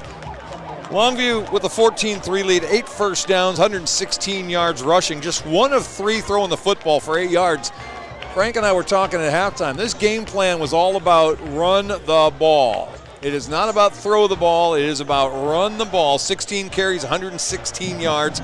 Taylor Tatum, 10 of those carries, 95 yards. He is 14 yards away from 1,000 for the season. For Tyler, they had 6 first downs, 16 carries, 15 yards rushing. They completed 6 of 7 passes for 123 yards. An impressive first half throwing the football for Tyler Jones. He kept the Lions in this football game. And while they're down 11 points, they get the ball to start the second half. And if he can make some magic happen against a stingy Longview defense, he can keep Tyler hanging around in this game for a second half. Well, I'll tell you what, Tyler Jones did exactly what you said. He kept them in the ball game, and he's been a little magical at times. He's made some plays with his feet. His arm's been impressive. He's not a big kid. He gets knocked down relatively easy, and in the case of Willie Nelson, he just picked him up and threw him to the ground at one point. But still, it's been his ability to avoid that rush and make some plays that have kept him in this thing offensively. And once again, I sing the praises of the defensive backs. You said it was a game plan decision to run the ball. I think Tyler High's DBs have had a lot to say with that. The reason they're trying to run the ball is they've done a good job in coverage tonight. Last week we saw a ton of big plays, 20-plus yard plays. Tonight, not so much. It's been a small ball kind of game. I think 14 yards, maybe the longest play of the game for the Lobos. Montreal Wade had about a 30-yard reception for Tyler in the first half. But the touchdowns, Elijah Johnson with a 9-yard run in the first quarter, Taylor Tatum with a 2-yard touchdown run in the second quarter. That's why we've got the 14.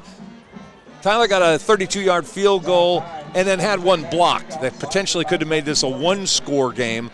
That's where we are at 14-3. And if you're wondering why you guys playing on Thursday, especially if you're watching from not in Northeast Texas, we got a pretty good threat of rain tomorrow. And we talked about it in pregame, but really got to pay attention to the fact that we got watchers and viewers all over the country watching. We got rain supposedly tomorrow, maybe a pretty bad stormy day, and so they decided to go ahead and get there early, beat the rush, and not have to worry about the weather. And I'm sure for Tyler's senior night, they got all these people on the field before the game. They didn't want to mess with any of that issue as well.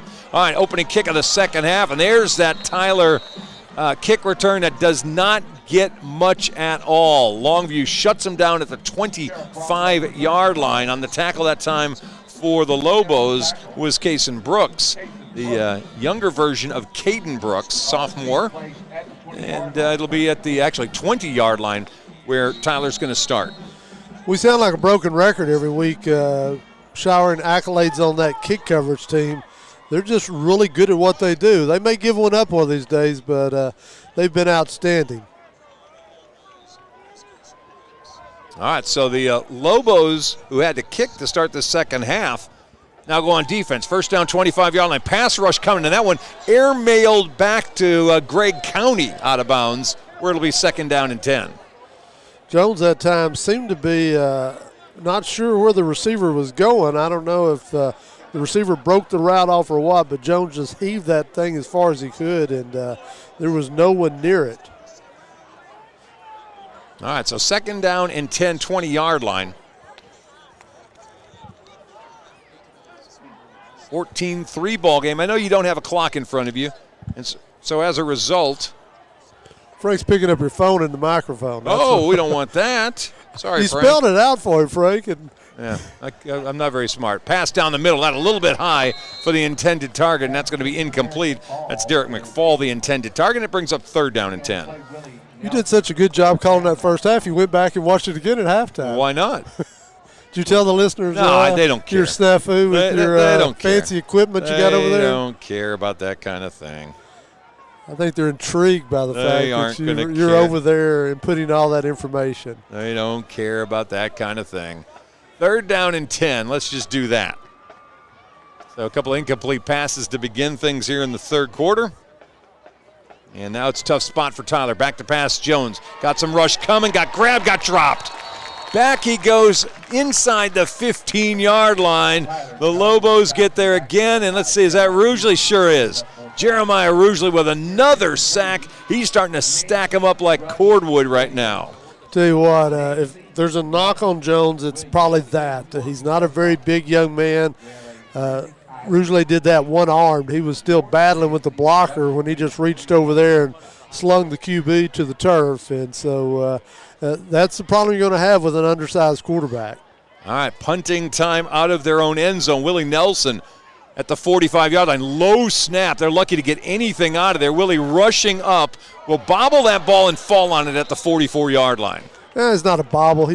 He's working on a juggling act, and that time he thrilled the crowd from Longview, showing that he could run up and juggle it a little bit and take it on one bounce. But actually it was his own man kind of backed into him. He saw that if he didn't come up and make a play, it was probably going to roll for a while. I don't know if that was Buddha that almost backed into him on that, but Willie was trying to save yardage and basically ran into one of his own men trying to field the punt. All right, Lobos back to work on offense. First down, 43-yard line. Taylor Tatum gets the handoff, gets met in the backfield, spins away, and manages to go forward for 6 yards on what should have been a loss.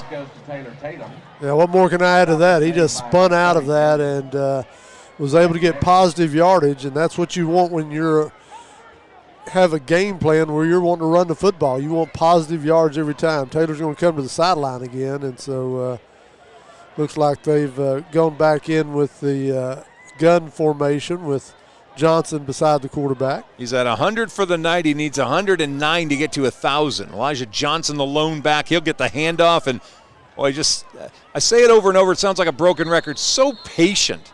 just waiting on blockers to go by. Doesn't have the great burst. He just has the great timing, and he gets it very close to the first down at around the 35-yard line, where it's going to bring up third down and a yard. Yeah, and that may be even a little more obvious tonight. We talked about early on he hobbled off the field. He may have a tender leg or growing or something. We're not exactly sure what's wrong with him, but he's not 100% tonight. He's playing through some pain. But I think it's made him be a little more patient before he hits the burst. Tatum in there now, I formation. Hale nearest sideline. Handoff to Taylor up the middle. He's going to back into the first down at about the 32-yard line. It looks like, I think that's 81 that time. Make sure Dardensborg, who's mad at himself, he didn't get the block sealed, and that limited that run. And so now, first down, I was going to say, they still got fourth down on the down marker. I thought we got a first there. No, we did. They're going to move that, I'm pretty sure. All right. Right in front of Coach King. I think they'll move that one to first down. 9:20 left to play in this third quarter. 14-3 Lobos, and to the ground they go again. More Taylor Tatum. Taylor a little inside, outside, 25, inside the 20 and down to near the 17. A little late chippy hit, and Taylor bounces up and lets the defender know he didn't appreciate that. It'll be a first down Lobos. Big Martin Guerrero was out in front of that thing. He pushed a couple of guys around to get Taylor the initial push down the field. Taylor kind of took it from there. I'll tell you what, that takes him over 1,000 for the year. A little 13-yard gain gets him over 1,000 for the season, and so Taylor Tatum adds his name to the record books as he, so far this evening, has managed to gain 118 yards in 13 carries. He needed 109 for 1,000. Yeah, that's not a 17-game NFL season. That's a 9-game thus far high school season. Elijah Johnson out of the backfield. Jordan Allen looking. Lobs that one, and he got a lineman caught up with him, and that was a problem. A late hit's going to come, and that's the second time now Tatum's been hit late. Martin Guerrero was supposed to be trying to lead that little screen, and he got tangled up with Taylor, who went up to catch the football, and then got basically dumped by his own lineman. Yeah, but then Julian Dews stepped in, and as Tatum was getting off the turf, he pushed him back down, and now there's a conference on exactly what happened. They got 4 officials trying to sort it all out down there. Well, I'm sure they're going to make this work. Coach King is just a few feet away. He wants an explanation of what happened. Well, that's twice now. The play before, Taylor got kind of hit weird as he went down. 2 fouls in the play, both a dead ball, and 1 on each team. Yeah, so they're going to call personal foul on both teams. Dews is going to get it to begin with. And then the payback is going to come from DK Reese. And so they will, I guess, let the play happen because that happened after the fact. So no gain on the play, and it brings up second down and 10. As you described it, it was both dead ball fouls, so had no effect upon the play. It was just the, second completion for Jordan Allen tonight. Yeah, that was a little screen play. That's all that was. And unfortunately, he and Guerrero got tangled up, and it didn't turn into what they had hoped. Reese's wide side of the field. Handoff Tatum up the middle. Blasts his way through. Runs through tackle. 1, 2, 3 to the end zone. Touchdown Lobos with 8:15 left to play in the third. Second of the night for Taylor Tatum. That is number 18, make that 19 on the year through the ground, and the Lobos have a 20-3 lead. He would not be denied. He just ran through a couple of defenders and laid out and got that thing in the end zone. That's a highlight one right there.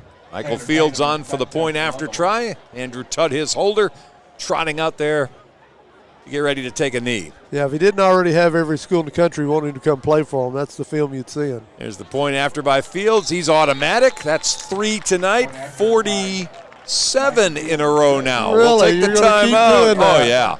8:15 to play here in the third quarter. 21-3 Lobos. We're coming right back to Longview Game Day.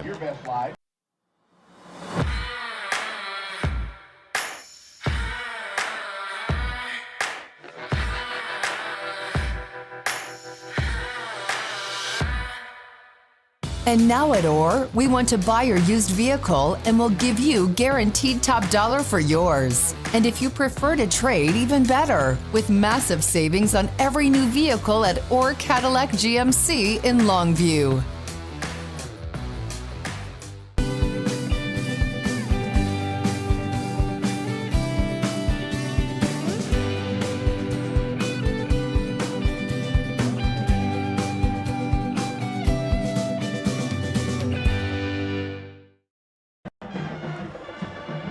right, welcome back. Third quarter action. Chuck, Zach, Tony Kirk along with you here on Longview Game Day. 21-3 Lobos. He wrapped up a 7-play, 44-yard drive with Taylor Tatum going in from 19 yards away. And kick actually brought out of the end zone. It was caught outside the end zone and then brought out of the end zone. Probably not a good decision as the Lobos' outstanding specialty plays continues. That's going to be a ball brought out to maybe the 11 or 12-yard line, and it's an 88-yard field for the Lions. Well, that's one of those that's just tough on the young man that was returning the ball. He's going to make a catch. Probably should have let it just hit and go into the end zone and take the ball on the 25. But as he's making the catch, he's not real sure if he had made the initial catch outside the end zone. If your momentum takes you in, you can take a knee and it's okay. But if you catch it out in front, and he just wasn't sure of the rule and where he was, and it results in a 12-yard return. Yeah, we'll tip the hat to Javion Robertson for that one. Oh, another sack. This one ball knocked out. Ball's on the ground. Lobos say they've got it. Officials agree it'll be first and goal, Longview. Well, back-to-back plays for Tyler Jones where his lack of strength and size unfortunately shows up. He's lightning in a bottle. He can run. He can throw. He can do some really cool things. What he can't do is be 6'4" and strong as a horse. He's just not that kid. And that time, the ball got raked out of his hands. The previous play, he slung down basically with one arm. When you have these exciting, smaller quarterbacks, you kind of live and die by them. In the first half, they lived by him. Here early in the second half, they're kind of dying by him. Let's do this. It was Zarius Shepard on the sack, Ethan Pulte on the fumble recovery, and it's going to be first and goal Lobos at the 8-yard line, and they're 8 yards away from putting a chokehold on this game. First down. We're going to do a little jet sweep action, and there's Jalen Hale getting to the one. Not quite. Late call. Ball. Late call said we got one guy with his hands up saying touchdown. We got maybe the ball popping out, but nobody really fighting for a football. So Hale with an awkward end of that play. Well, I think he broke the plane with the ball, and it may have hit the turf after that. So Hale, who's trying to get to 86 yards or 87 to catch Camden Perry, that may not happen tonight, but he gets a touchdown on the ground instead, and now it's 27-3. Fields for the point after try. That's good. 28-3 the score with 7:54 left to play in the third quarter. Little trickery there as they reverse the ball with Hale.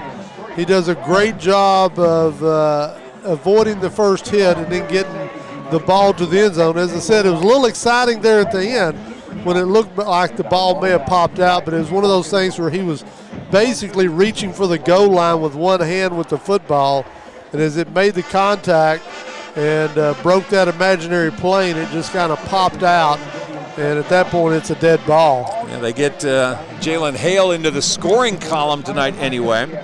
He had 3 last week on his 5 receptions, 3 touchdown pass receptions. And tonight they can't get him a ball in the air, but they give him one on the ground, and he makes it count. And the Lobos turn that strip sack into 7 points. And with 7:54 to play in the third quarter, they're up 28-3. Here comes the kickoff. Monsevius with the kick. And this will be grabbed at the 3-yard line. Across the 15, 20, 25, 30, 35, 40, and to the 41-yard line. That's Drummer on the kick return. It'll be first down for Tyler at the 41. And that's probably about as good a kickoff return as we've seen all year against Longview. Most teams have chosen simply to call a fair catch. Montevious doesn't quite have the depth and height of the regular kicker.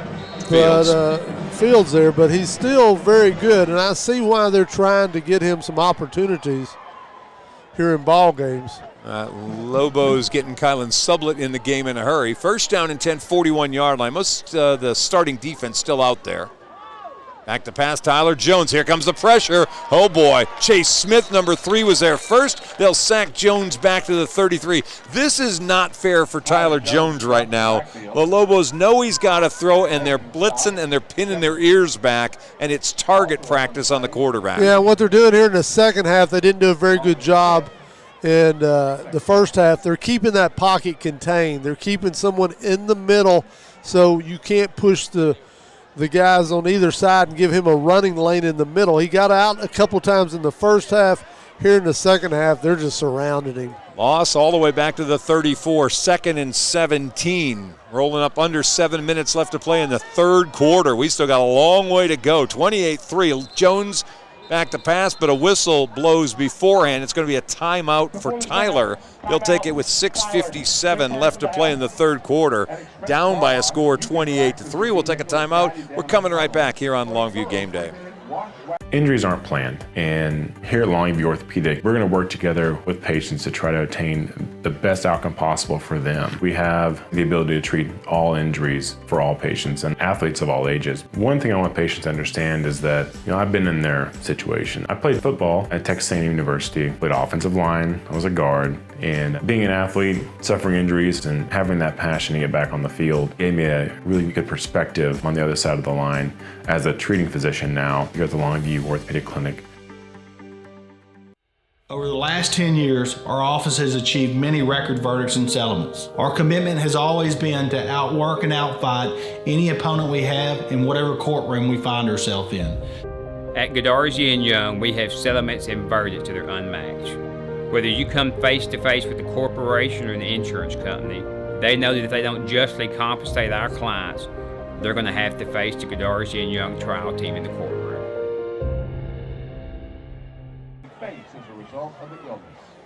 All right, welcome back out of the timeout. 2nd down and 17 for Tyler. I think Tyler Smith may want to hand that starting quarterback job back. Back to pass, he goes again. He's in trouble, gets away from Billy Smith, gets rid of the football, caught over here on the near side, but it'll be just back to about the original line of scrimmage, maybe a little bit more on the catch that time, and it'll bring up 3rd down on the reception that time for Tyler. Number 2 is catching that. That is Sean Walker with his 2nd catch of the game. I'll tell you what, the best thing this kid does is he throws on the run. He's able to get some mustard on it even when he doesn't have his feet set. That time he was able to complete it because of course, at the end of the throw, they bounced him on the ground a couple of times. 3rd down and 9, 42-yard line. Longview rushing 4 now. 2 delayed blitzers coming. He throws the ball incomplete on the big hit. Who else but Willie Nelson? Separates Drummer from the ball, and it's 4th down. He turned out the lights on him just then. Oh, my goodness. What impeccable timing is the ball got there just as Willie Nelson showed up, and that's when the party got started. And tell you what, you may have noticed 43 whipping in there. That was Jaden Howard, the junior linebacker on the delay blitz that came in there and introduced himself to Tyler Jones as well. And as far as reward, Willie gets to drop back now and people try to hit him. Yeah. Yeah, Willie with 2 or 3 big hits in this game already. Here comes the snap. No rush really this time. Kick, a big one. Well, it's a good-looking kick. Drives Willie back to the 10. It bounces there. Tyler's going to watch it roll inside the 2. And down to the 1-yard line. That's a great kick. Yeah, and Willie Nelson followed the rules that time. When you get on that 10-yard line, you're not supposed to go any further back to field the ball. That was going to land on about the 8. Willie got on the 10, let it go. That's kind of the rule of thumb. When you decide to start making over-the-shoulder catches inside the 10, it usually doesn't end well. Typically that ball is going to kick, roll into the end zone. That time didn't. They're going to bring the running team out. Hell and Reese are going to go back to the sideline as I think everybody knows they're going to run the football here. Yeah, it's a 58-yard punt, by the way. Cedric Mitchell in the game now for Longview. 1st down and 10 at the 1. Johnson in front of Tatum. They'll hand off to Taylor. He's going to go for 7, almost 8 yards. They'll call him at the 9-yard line, so 8-yard gain on 1st down. That just felt so easy. Well, that's what they practice all the time is executing those plays, and now the 2 receivers have come back up. I mentioned it earlier, really before the game. Why don't we get Hale all his yardage just on one play? Well, you could right now. You're 91 yards away, needs 87 to pass Camden Perry. He's going to be near side, short side of the field. Montrell Wade's closest guy to him. Yeah, they're going to go back to the ground. Elijah Johnson, first down, 15. Oh, makes another great move. 20, 25, 30, and down to the 35, 6-yard line. Wow. 27 yards on the run. I'll tell you, Elijah Johnson has got maybe the smoothest sidestep of any back we've seen. He's got a beautiful sidestep. What he did very gracefully that time and without thinking about it, he got that ball out of his inside arm, put it in the outside arm. You try to teach kids to do that. Johnson shows he's well taught and just did a fabulous job of not exposing that ball to the hit or the punch. Put it to the outside, use his stiff arm to get him a couple extra yards, and finish the run strong. Unfortunately, got a line down right now. Yeah, back around the line of scrimmage, about the 11, 12-yard line. We got one of the Tyler players down. We'll remind you, Tyler comes in with a 2-6 record, mathematically still in the conversation about the playoffs. They got to get a win, and they don't have to have it today. They win both games, their game today, and obviously they're in a big hole now. But their game next week against Forney really matters for them a great deal. But they're going to have to get a little bit of love, and that probably means they're going to be rooting for McKinney North to beat Forney and hopefully set up what for them would be a three-way playoff scenario with Lufkin. That would probably be their best bet to try to stay alive and make their way into the playoffs. They got in last year, got bounced in the first round. Yeah, Xavier Tatum, injured line. He's getting helped off the field. Mostly able to put the weight on and walk off on his own. Which is a great sign. Yes. Of course, we've seen a Longview Lobo injured in the first half. We did not get him coming back on. In fact, he was carted off the field. So to see a guy who was down and be able to get up and walk off on his own, we'll take that any day. You bet. All right, so it's 36-yard line, first down and 10. Elijah Johnson's starting to make his presence felt. 7 carries, 52 yards for Elijah, go along with the now 145 for Taylor Tatum. First down and 10 at the 36. Back to pass. Going deep. Hale's got double, triple cover. Gets thrown to the ground. There's the flag. They're going to wave back this interception. He got thrown down to the ground by Marquette Martin, who was the corner over there. And what looks like turnover is actually going to be a 15-yard penalty on Tyler. Yeah, he was getting ready to launch. Jalen Hale was. We've seen it so many times. He had defenders on either side of him, ball a little bit underthrown, but particularly last year, time and time again, we saw Hale go up and take the ball away from the defenders. Just as he got ready to launch, he was slung to the ground, and he never had a chance to go get the ball. And that resulted in a 15-yard penalty. So they'll put the ball across midfield to the Tyler 49-yard line, first down and 10. Tell you what, we talked earlier about Zagon Williams. He's a big corner. He can match up with Hale pretty good. All right, first down, back to the air. Toss, that's Hale.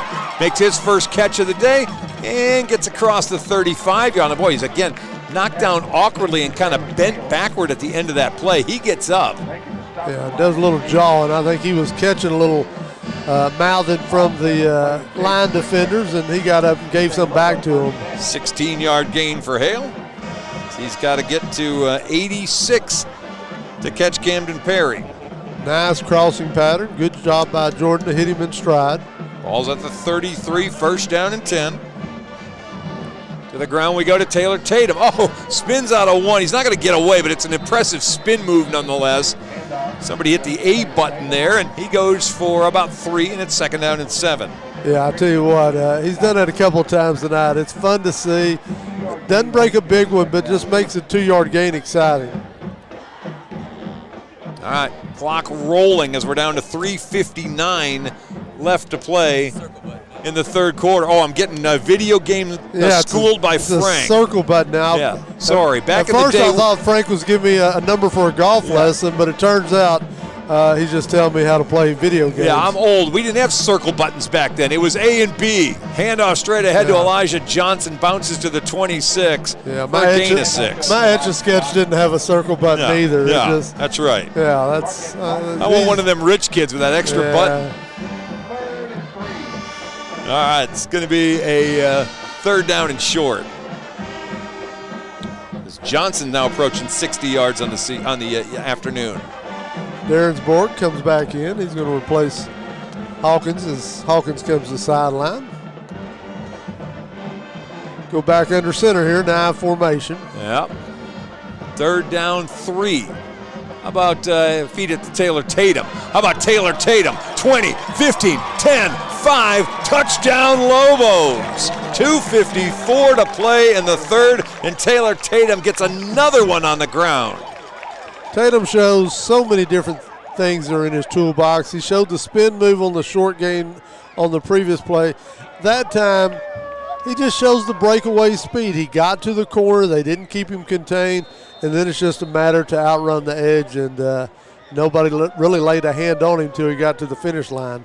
17 carries, 173 yards, 3 touchdowns. He's now gotten to number 20 on the ground. Point after try Fields, 35-3 the score, 2:53 to play in the third quarter. Let's take a break. We'll come right back to Longview Game Day. At Godarzi and Young, we take things more seriously. Every case that's handled at our office is handled by a team. That work and dedication has caused our office to recover more record verdicts and settlements than any other law firm in Northeast Texas. It is our obligation to make sure our client has the financial backings and the manpower to be successful. We are exactly who we say we are. We're trial lawyers who've gotten results year in, year out. Hyundai, Volkswagen, home of the lifetime warranty. 2:53 left to play. Let's do this. 99-yard drive. You wanted something to put in the books today? 8 plays, 99-yard drive. The man, Taylor Tatum, from 26 yards away to make it 35-3. Yeah, I'll tell you what, 14-3 seems a long time ago, and we've still got 2:53 left here in the third. Here comes the kick. Monseveus with the short kick this time to the 20-yard line. They're a little directional and short. Lobos there. They'll cover it up. He won't even get 10 yards, and there's a late flag that flies in. And both teams getting a little bit chippy all of a sudden. Yeah, I don't know. There was a little helmet-to-helmet at the end of that. I don't know if that's what they called. It was certainly accidental, but it may be holding or blocking the back as well. We'll get a look here. It looks like it's going to be a spot foul holding. That's why the official moved his flag up there and laid it at the 35. So Jaden Howard with another tackle, this time on special teams. During the return, holding, return team number 9. 10-yard penalty from the end of the run, first down. Actually laid it at about the 30, so this thing should set up around the 20. It's a sign of respect. We don't see Longview pooch the ball often, but after the big return for the Lions on the previous kickoff, they decided to pooch at that time. This thing will go all the way back to the 18-yard line. That is where Tyler is going to start. They've got 2:46 left to play with here in the third quarter. Tyler Jones has been in at quarterback the entire time. And here he starts again. Lobos coming after him, pulls it down, throws on the run, little bit behind Wade, the intended target, and it's second down and 10. Kind of slung that one from the ear. We talk about his throwing motion. It's not a big over the top. He kind of brings it up, as we mentioned, more like a baseball player does, and just wings it in there, which is very effective on those short passes. But as you mentioned, that was a little behind the receiver that time. All right, second down. Tyler Jones, empty backfield. And he's going to go back to pass again. 5-man rush coming. Pass caught, complete, nothing doing. Well, I'll tell you what, good coverage over there by Jaden Simmons. He will drop McFall after maybe a loss of a yard. Maybe even got back to the line of scrimmage. Yeah, I think he lost a little bit. I'll tell you what, we don't mention Simmons very often. A year ago when he and Willie were playing corners, he was kind of the weaker of the two corners. And we mentioned his name a lot because they tried to pick on him. Now he's the top corner on this team, and they tend to stay away from him. Third down 11. 2 minutes, 9 seconds as the clock runs. No blitz this time. 4-man rush on the throw. Man open, caught 35-yard line. That's going to be a first down as Jadavian Lacey gets the ball across the 35-yard line. We bragged on the Lobos earlier for doing a good job of keeping containment around that entire pocket. That time they broke a little bit of that, and it allowed Jones to get out, and he took advantage of it. Had a lot of green in front of him, but he's not a big guy. He decided he'd get the ball to the receiver. 1:59, the clock stops. First down and 10. Here comes Chase Smith and Shepard. They're chasing. Jones with a long throw. Oh my goodness, just about got there. Simmons took a look back to see where the ball was, and he almost blew that.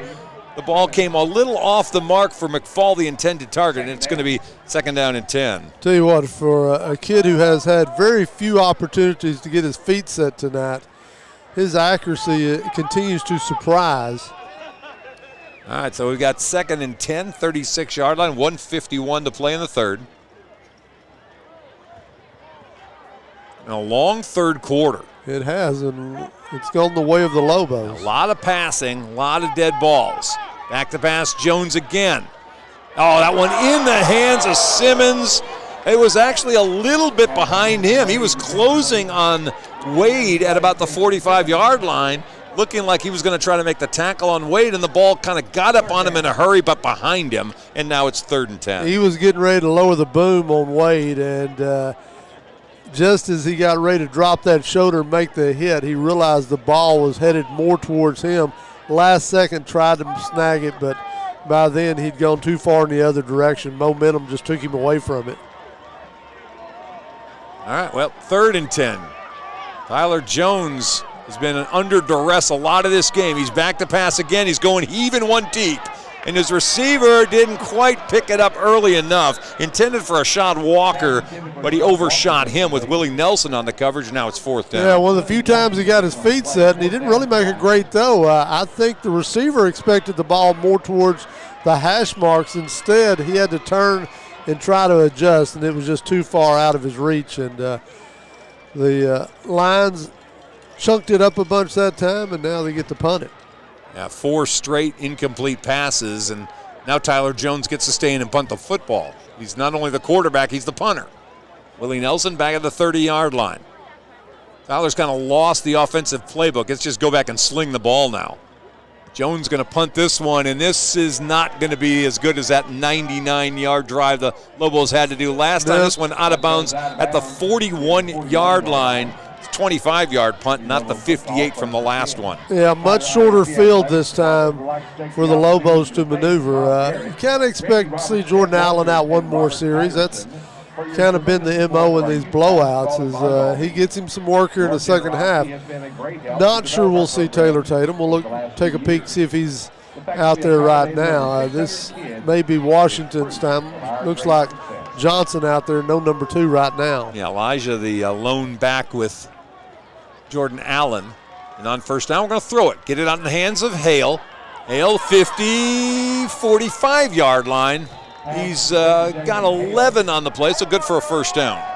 Tell you what, Hale is so slender that he often looks awkward as they bring him down. He kind of folds his body up, and all that time, for a moment, looked like he might be able to pull away, but just too many defenders around him, and this is a pretty quick line defense. 2 catches, 30 yards so far for Jalen Hale. He needs 86 to catch Camden Perry.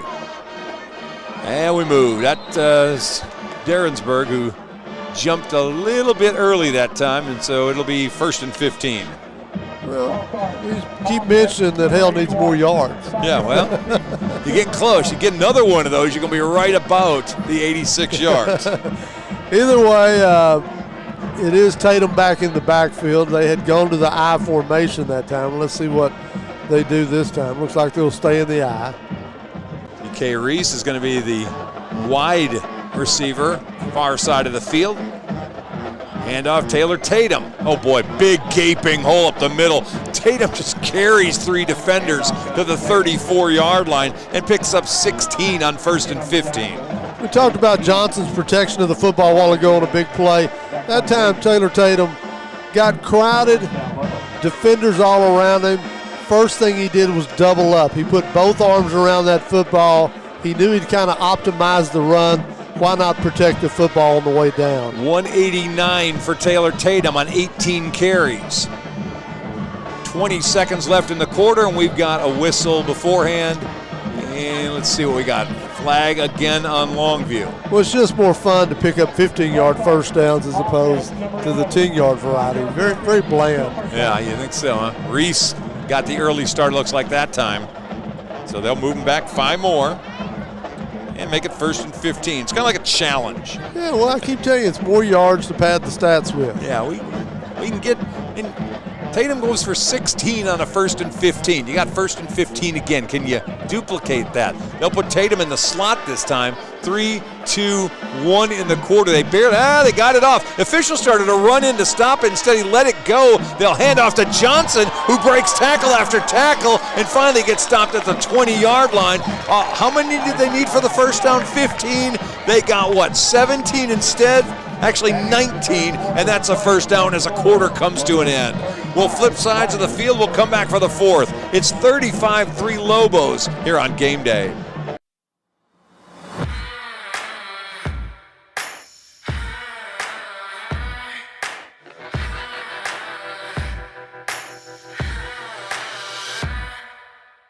And now at Orr, we want to buy your used vehicle and we'll give you guaranteed top dollar for yours. And if you prefer to trade, even better, with massive savings on every new vehicle at Orr Cadillac GMC in Longview.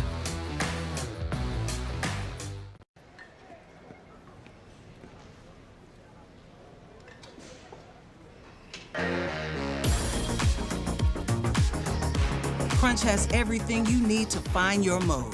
Come check out Crunch Fitness with a free guest pass. Well, that's a third quarter for you. 14-3 halftime lead turns into 35-3. And with 12 minutes left to go, the Lobos are that close to winning themselves a district championship for the first time in 3 years. Yeah, that's kind of surprising to say that out loud. They last year had a couple of losses. They had the Highland Park loss, McKinney North loss, and yeah, it's kind of strange to say first district title in 3 years. All right, first down from the 20-yard line. Elijah again, give it to him. The hammer goes forward for 8 yards. It'll be 2nd down and 2. For those of you who are wondering, whatever happened to Highland Park? Well, Highland Park's up in 6A now. They've got the big boys to contend with, so they are no longer a concern for the Lobos after having been in their district for the last 2 years. Yeah, I'm not sad to see him go. Oh, yeah. I hope they enjoy 6A. Yeah, have you some of that. By the way, they're undefeated in 6A. I know. But there's somebody else's problem now. Undefeated in the top 10. That's right.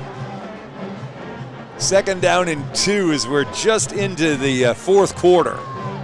Jordan Allen in there at quarterback. Handoff again, Elijah Johnson. 1st down and more, all the way to the goal line. Touchdown, Lobos. He had to, at the end, step over a defender. Prior to that, he had to step over the jock strap that he faked the first defender out of. He is shaking and baking tonight. You talked about his sidestep movement. And really, if you saw him in the first quarter as he hobbled off the field, you would not have envisioned the night he has had, particularly with the shiftiness he's shown. How about the night he has had? 11 carries, 96 yards, and 2 touchdowns. We needed another 5-yard penalty on that drive. He'd be over 100 himself. Point after try for Fields is good. 42-3 the score with 11:14 left to play in the 4th quarter. I'll tell you what, it's a tale of two backs tonight. The tailback, fullback. Of course, Johnson gets a lot of touches out of the gun, and both of them having outstanding evenings. Taylor Tatum is just having one for the ages, but Johnson has put together an outstanding performance as well this evening. You've got thunder and lightning with these two right now, and if you're anybody watching this, and we know lots of schools who aren't having to play tonight are getting to watch this game here, you got a couple guys to worry about. You can't just worry about number 2 because you focus on them. Number 15 can play as well. Yeah, we should have said a big old hello to all the 5A Division I coaches that are out there around the state tonight, getting an opportunity to watch the number 1 ranked Longview, because they're showing why they're number 1. They've got really 2 offensive sets. They come out of the gun, they'll spread it out. They really have underused their receiving core tonight, which is very good. And they've shown that they can just line up and run the football at you. Monteveas to kick off now. And again, they're going to go short and directional. This one will be caught at the 22-yard line and not again going to get 10 yards as one more time. This time the combination. I don't even have 66 on this roster. I think we've got a new player I didn't get up this week from Coach King, but we do know that Jaden Howard was in on that tackle as well. Making sure I have a 66. You do. That's Cameron Murray. Yeah. I don't have him on the one that Coach sent me, but we'll take that. And hello, Cameron Murray. Or maybe we've got somebody else wearing 66 now. But either way, the credit goes to number 66 for the tackle on that play. And we talked about the offensive prowess of this Lobo football team. What about this defense? They've given up the lone field goal tonight, and that's kind of been their thing. They just don't give up a lot. You mentioned earlier, how many points all season? 77, I think. 77 is my number. All right, Jones back to back. Oh, my goodness. Oh, that's not right. A little bit of a late delayed blitz getting there, and I'm trying to check because their uniforms are bunching up. I think that may be, instead of Zarius, that's not 55, that's Jordan Wright 65 that got there for that sack back to the 20-yard line. I thought you said it wasn't right. It wasn't right. But yet it was Jordan Wright. That's all. You kind of start to feel bad. And I know fans out there going, I don't feel bad for him, but Tyler Jones taking a pounding right now. High snap. Here comes the blitz again. Gets rid of that one. Caught and off to the races. Boy, what a good chase down by the Lobos, as I think that may be right again, that chased that play down and made the tackle. It was a kind of a daring play that time by Jaden Simmons. He went up and tried to shoestring tackle him, and he got away from him, but he got bailed out on the play. So ball up at the 35-yard line, still third down and a yard. So they'll go to the ground for once. They do and get a first down, which hasn't happened many times either. Dewberry, I believe, on the carry that time. And it'll bring a first down for Tyler with 9:55 to play in this game. You're correct. Not many first downs and not many running plays. As here in the second half, the Lions have had to play from behind, and that is not something you want to do against this Lobo defense. And you particularly don't want to have to pass the ball a bunch because that front line will get after you. Ball's at the 39, first down. A man coming way across. That's a shot of Walker. Back to pass. Jones looks middle of the field, caught 45-yard line. Gain of about 6. It'll be second down as McFall makes that catch. Rugeley's going to come out. 55. Shepard's going to check back in here. Tyler Jones is going to have a tired body and maybe a sore arm tomorrow. He's going to be sore all over, I promise you that. A lot of work. 2nd and 4. Jones back to pass, looking left.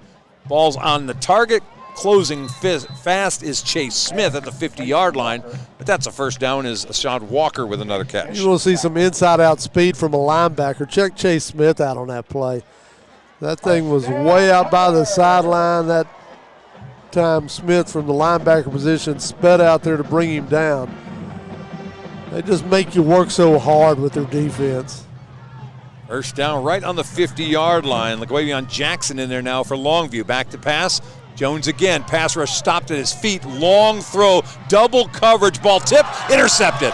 We're going the other way with it. Lobos with the football. The 25-30. It's Buda Garrett with the interception. He's going to come down to the 49-yard line where he gets knocked out of bounds.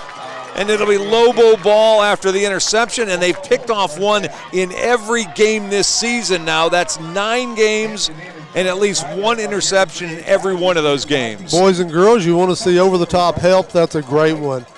Corner had a tough time by himself, but here comes the safety, and by the time the corner punches around in there as they go to hand fight, and the ball pops up, safety's right there, and it's tut time.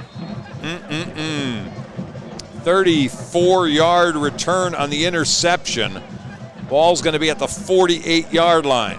Andrew Tutt under center for the first time tonight. And on first down, he'll hand the football off. Little gain there, not much. I didn't check the backs who'd come in. Is that Steverson? Just from the style, I'm guessing it's Steverson, but we'll see. So second down after a yard, maybe 2-yard gain.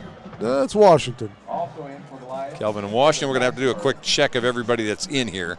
Give me a second. I'm trying to still record Buda's interception. Ethan Harrison's in there at wide out. Let's see. I'm trying to pick up some more numbers. They're turned away from us right now, but 5-yard penalty from the previous spot. Remains first down. You'll hear the officials there talking about the penalty. You got 67 in there. Blair Williams looks like he's on the right side of the offensive line. Tutt is looking at Coach King and the staff trying to get the call. 52 is in there. That's Fernando Longoria. And to the ground we'll go, right up the middle. That's Washington across the 45 to the 42-yard line. Where it's going to bring up a, let's see, they had a 1st and 5. They're really close to where they needed to be.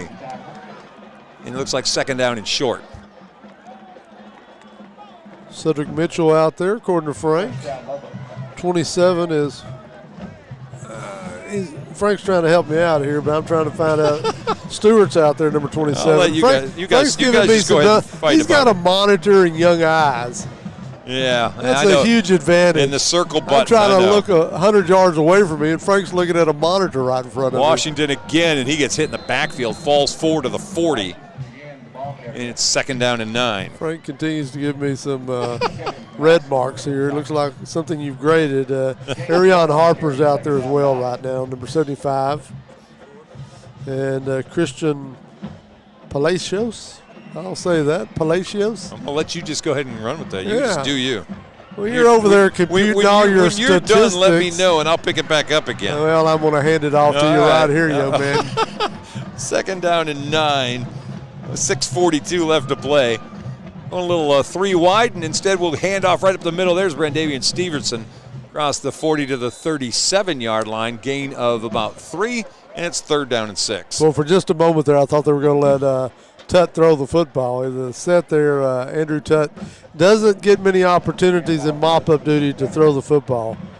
And one last one. I already had 67 there, but that's all right. Blair Williams is out there.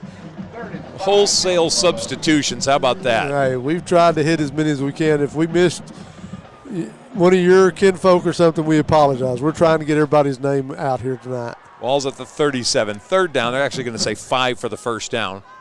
Live formation time. And the handoff is to Kelvin Washington. Across the 20 and dumped right there. Kind of fell on the defender after he scoots for about a 17-yard gain. Flirted with taking that one all the way. Washington had his moment a couple of weeks ago when he got the start in the ball game and the bulk of the carries. Showed up very well that evening. Went for 109 yards. Yeah, so he's quite capable as the backup running back. He's just a sophomore, and unfortunately for him, touchdown Taylor Tatum is a junior. That's right. Got to wait another year. And off to Steverson up the middle. Big man falling, powering, going forward to the 17-yard line for a gain of 3. Now, Brandavian, on the other hand, is a senior, so every time he gets a touch, he's working hard to do what he can with it. He knows this is his senior year. It looks like we're going to get 58. Jamorian George rumble out onto the field. He's going to take the place of Palacios. Yeah, Christian Palacios going out. So first time we've seen Jamorian George tonight, the 280-pound sophomore. Look for him a lot next year. This is a senior-laden offensive line. 4 of the 5 starters are seniors. The only one back next year will be Jacoby Watts. I love the fact that Coach King brings Palacios out, and he's coaching him up as he brings him to the sideline. He starts to walk off. Coach says, no, stay here. We're going to put you back in. And while he's there, he's getting an earful probably from the O-line coach. Must have made a mistake or technique wasn't perfect or whatever. But I tell you what, that's the great thing about this Longview coaching staff. They continue to work with young men throughout the game. Doesn't matter if they're starters or whatever. They just put the time into them. Now it's going to be back at the 22-yard line. We're going to have another flag, so we'll move back again. While we're doing that, let's talk about that coaching staff. They have been together for so many years now, and there's so much continuity between what they want to impart to these kids and the fact that it's the same guys saying this message year after year. Offensively, it starts with Chris Valerie, the OC, but Oscar Wilson does running backs, John Ritz, the receivers coach, Chad Hancock and Spencer Borens do the offensive line, David Ashley, the tight ends, and the same thing on the other side of the ball, John Berry, the DC, who's been a head coach himself as well. over at Gladewater. He's come back here to be the DC and has just flourished in this Longview program. Josh Rankin, Scott Hart, Brandon Bonds, Pat House, all the defensive side coaches. And we're going to have another false start as the Lobos' second group in here getting a little anxious to hit somebody, and they're jumping the snap count a little bit. Yeah, that was the before-mentioned Cedric Mitchell over there at the tight end position. Got called late, and we talked about Palacios is back out there. Coach talked him up, said, here's what we need to do, and let's do it right, and puts him right back in there. Yeah, let's correct this as I'm looking at my sheet here. Tavion Morgan's also back next year. So we got the center back and the right guard back next year from the starting 5. I have him as a senior on one sheet, but on the roster he's a junior, so my bad on that. Thank you, somebody over on Facebook, for catching that. So we'll go back 5 more yards. It's like second down now, 22. And again, we'll hand off, and this time Kelvin Washington gets to the 30-yard line. That's about all. We're down to 3:45. Lobos going to win this game, go to 9-0, still be the number 1 team in the state, and for the first time in a few years, we can say the district champions, which means they have guaranteed themselves a spot at home in 2 weeks, taking on the number 4 seed out of District 8, 5A. Yeah, and they go in next week versus what appears to be the cellar dweller of this district, the West Mesquite Wranglers. Yeah, they're having a tough year. It's a tough year for West Mesquite. All right, third down and 20. How about Kelvin again? And he'll get 5, 6 more maybe down to the 25-yard line. Fourth down coming up. We're at the 3-minute mark, by the way.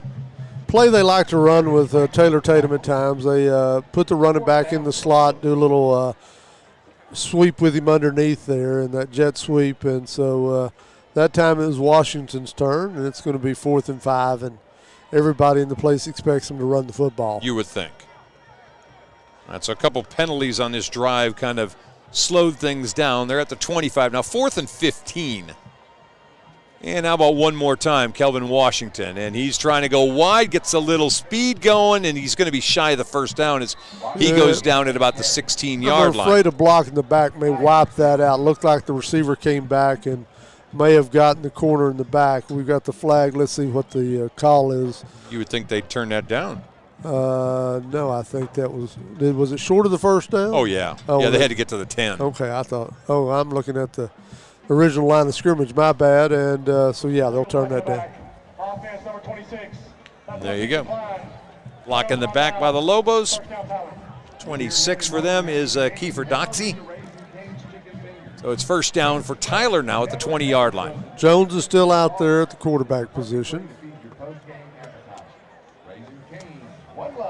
My buddy in Memphis says, what's the deal with a Thursday game? Well, the deal is the fear of weather. Tomorrow night's weather looked bleak, cold and rainy, and all parties decided clear and cool was better. Yeah. So we're playing on a Thursday night. First down for Tyler, 20-yard line. Long overshot throw that time by Tyler Jones. It'll be second down and 10. And if I'd been a good friend, I would have let him know ahead of time. Maybe yesterday when you told me, I would have probably sent him a text saying, oh, by the way, buddy, ball game is here. Never mind. Buddy Kevin and Memphis, as I've mentioned every so often, former pitcher for the Longview Lobos back in the day. And we'll again shout out the congratulations volleyball. Locked up a playoff spot this week. They'll be playing Monday down in Knack, taking on Lufkin in the by-district round of the playoffs. Tyler Jones toss right into the hands of Thomas Roel. Picks it off at the 35-yard line. He'll get horse collared thrown down at the 20-yard line, but the Lobos get it right back after the turnover on downs. They'll pick it off and return it 15 yards for their second interception of the evening. So is that his first of the year? Yes. The first Roel. I like that. Really? I'm just saying. It's getting to be that time of year, holidays. Cool. Not yet. We remind you, next week we're back in Longview for Week 10 versus the before-mentioned West Mesquite Wranglers. How about we'll do, senior night, I'm assuming? I would assume there's something to celebrate. There's always a party at Longview on a Friday night. We may even play on Friday. Jonathan Lee with a carry inside the 10, down to the 7-yard line for 13. Well, there's something to celebrate, and hopefully it's going to be a 10-0, already district champions, but how about undefeated district champions? That has a nice ring to it. Sure does. John King about to grab his 206th career victory. Yeah, he's talking to Tut right now. Let's run some clock, probably have him take a knee or maybe just a simple handoff. Not looking to run it up. Maki Stewart in the ball game, Jonathan Lee in the ball game. They're looking like victory formation. That's what they'll do. Andrew Tutt will take a knee. We're going to probably do that another time or two. And the Lobos are going to walk out here with a 9-0 record, and they will hold on to the number 1 spot in the state in 5A D1. They've started the year as number 1. We've gone 9 weeks. They have not moved off of that top spot. Yeah, they've done nothing to tarnish it. Had a tough game against a very good Lancaster team, and may see them again this year. But right now, this is a team that is in good shape. You wonder a week from tonight, how much do the starters play? A quarter, maybe a half max? What do you expect? Depends on the score. I think half. I think they play a half. I think you'll see the bunch of kids that normally are standing on the sideline out there playing half number 2, unless West Mesquite shows up and does kind of what Tyler did. They were 14-3 at halftime and kind of pushed the Lobos into the second half. I can see them playing then. How about this? Lobos with 23 first downs, 347 yards on the ground today. That's not too shabby. Not much balance tonight, but a very impressive running performance by these Lobos and defensive performance as well. Indeed. 9 first downs for the Lions. They had 21 carries, -7 yards. Another second-half shutout for Longview tonight as they continue to be very stingy defending their goalposts. They do not let other teams score, especially in the second half. They've given up 1 defensive and 1 offensive touchdown all year in the second half. That one came to Marshall on the defensive side, week number 2. The other one came when the offense did it 2 weeks ago and gave up a late score. It's the only touchdown they've given up in the fourth quarter all season long. Tyler, 12 of 23 passing, 175 yards through the air. Lobos just 4 of 6 throwing the football, 38 yards, but it was all about the ground game tonight, no question about it. For the Lobos, Taylor Tatum, 18 carries, 189 yards, 3 touchdowns. He goes flying past 1,000 for the year. In fact, he's almost up to around 1,100. Elijah Johnson, 11 carries for 96 yards and a couple of touchdowns himself. The two of them combined, 29 carries, 285 yards rushing of the 347 that the Lobos got tonight. Can I magnify that almost 1,100 even more? Don't forget, this is week 9, yep. And we had a game a couple of weeks ago. He didn't play at all. And to be honest, he doesn't touch the ball a lot in the second half most weeks. No, he doesn't play in the second half a lot of weeks. So, yeah, you're probably talking about in totality, he's got 1,100 yards, and it's probably in the neighborhood of about 7 games, 6 maybe.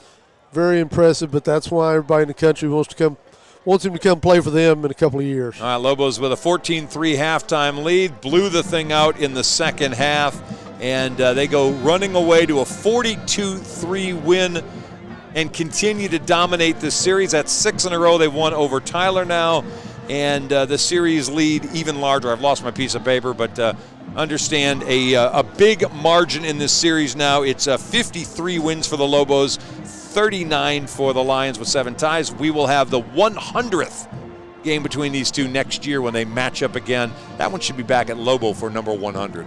Perfect place for it. All right, we're done for tonight. Appreciate you tuning in this evening and catching a little bit of Lobo love as they win a district championship here in Tyler. They're home away from home. 206 wins for John King and an impressive and fun evening without the weather tonight on a Thursday night version of high school football. For Frank Sides and the crew, for Tony Kirk, I'm Chuck Zach. You've been watching a presentation of Longview Lobo football on the home of the Lobos.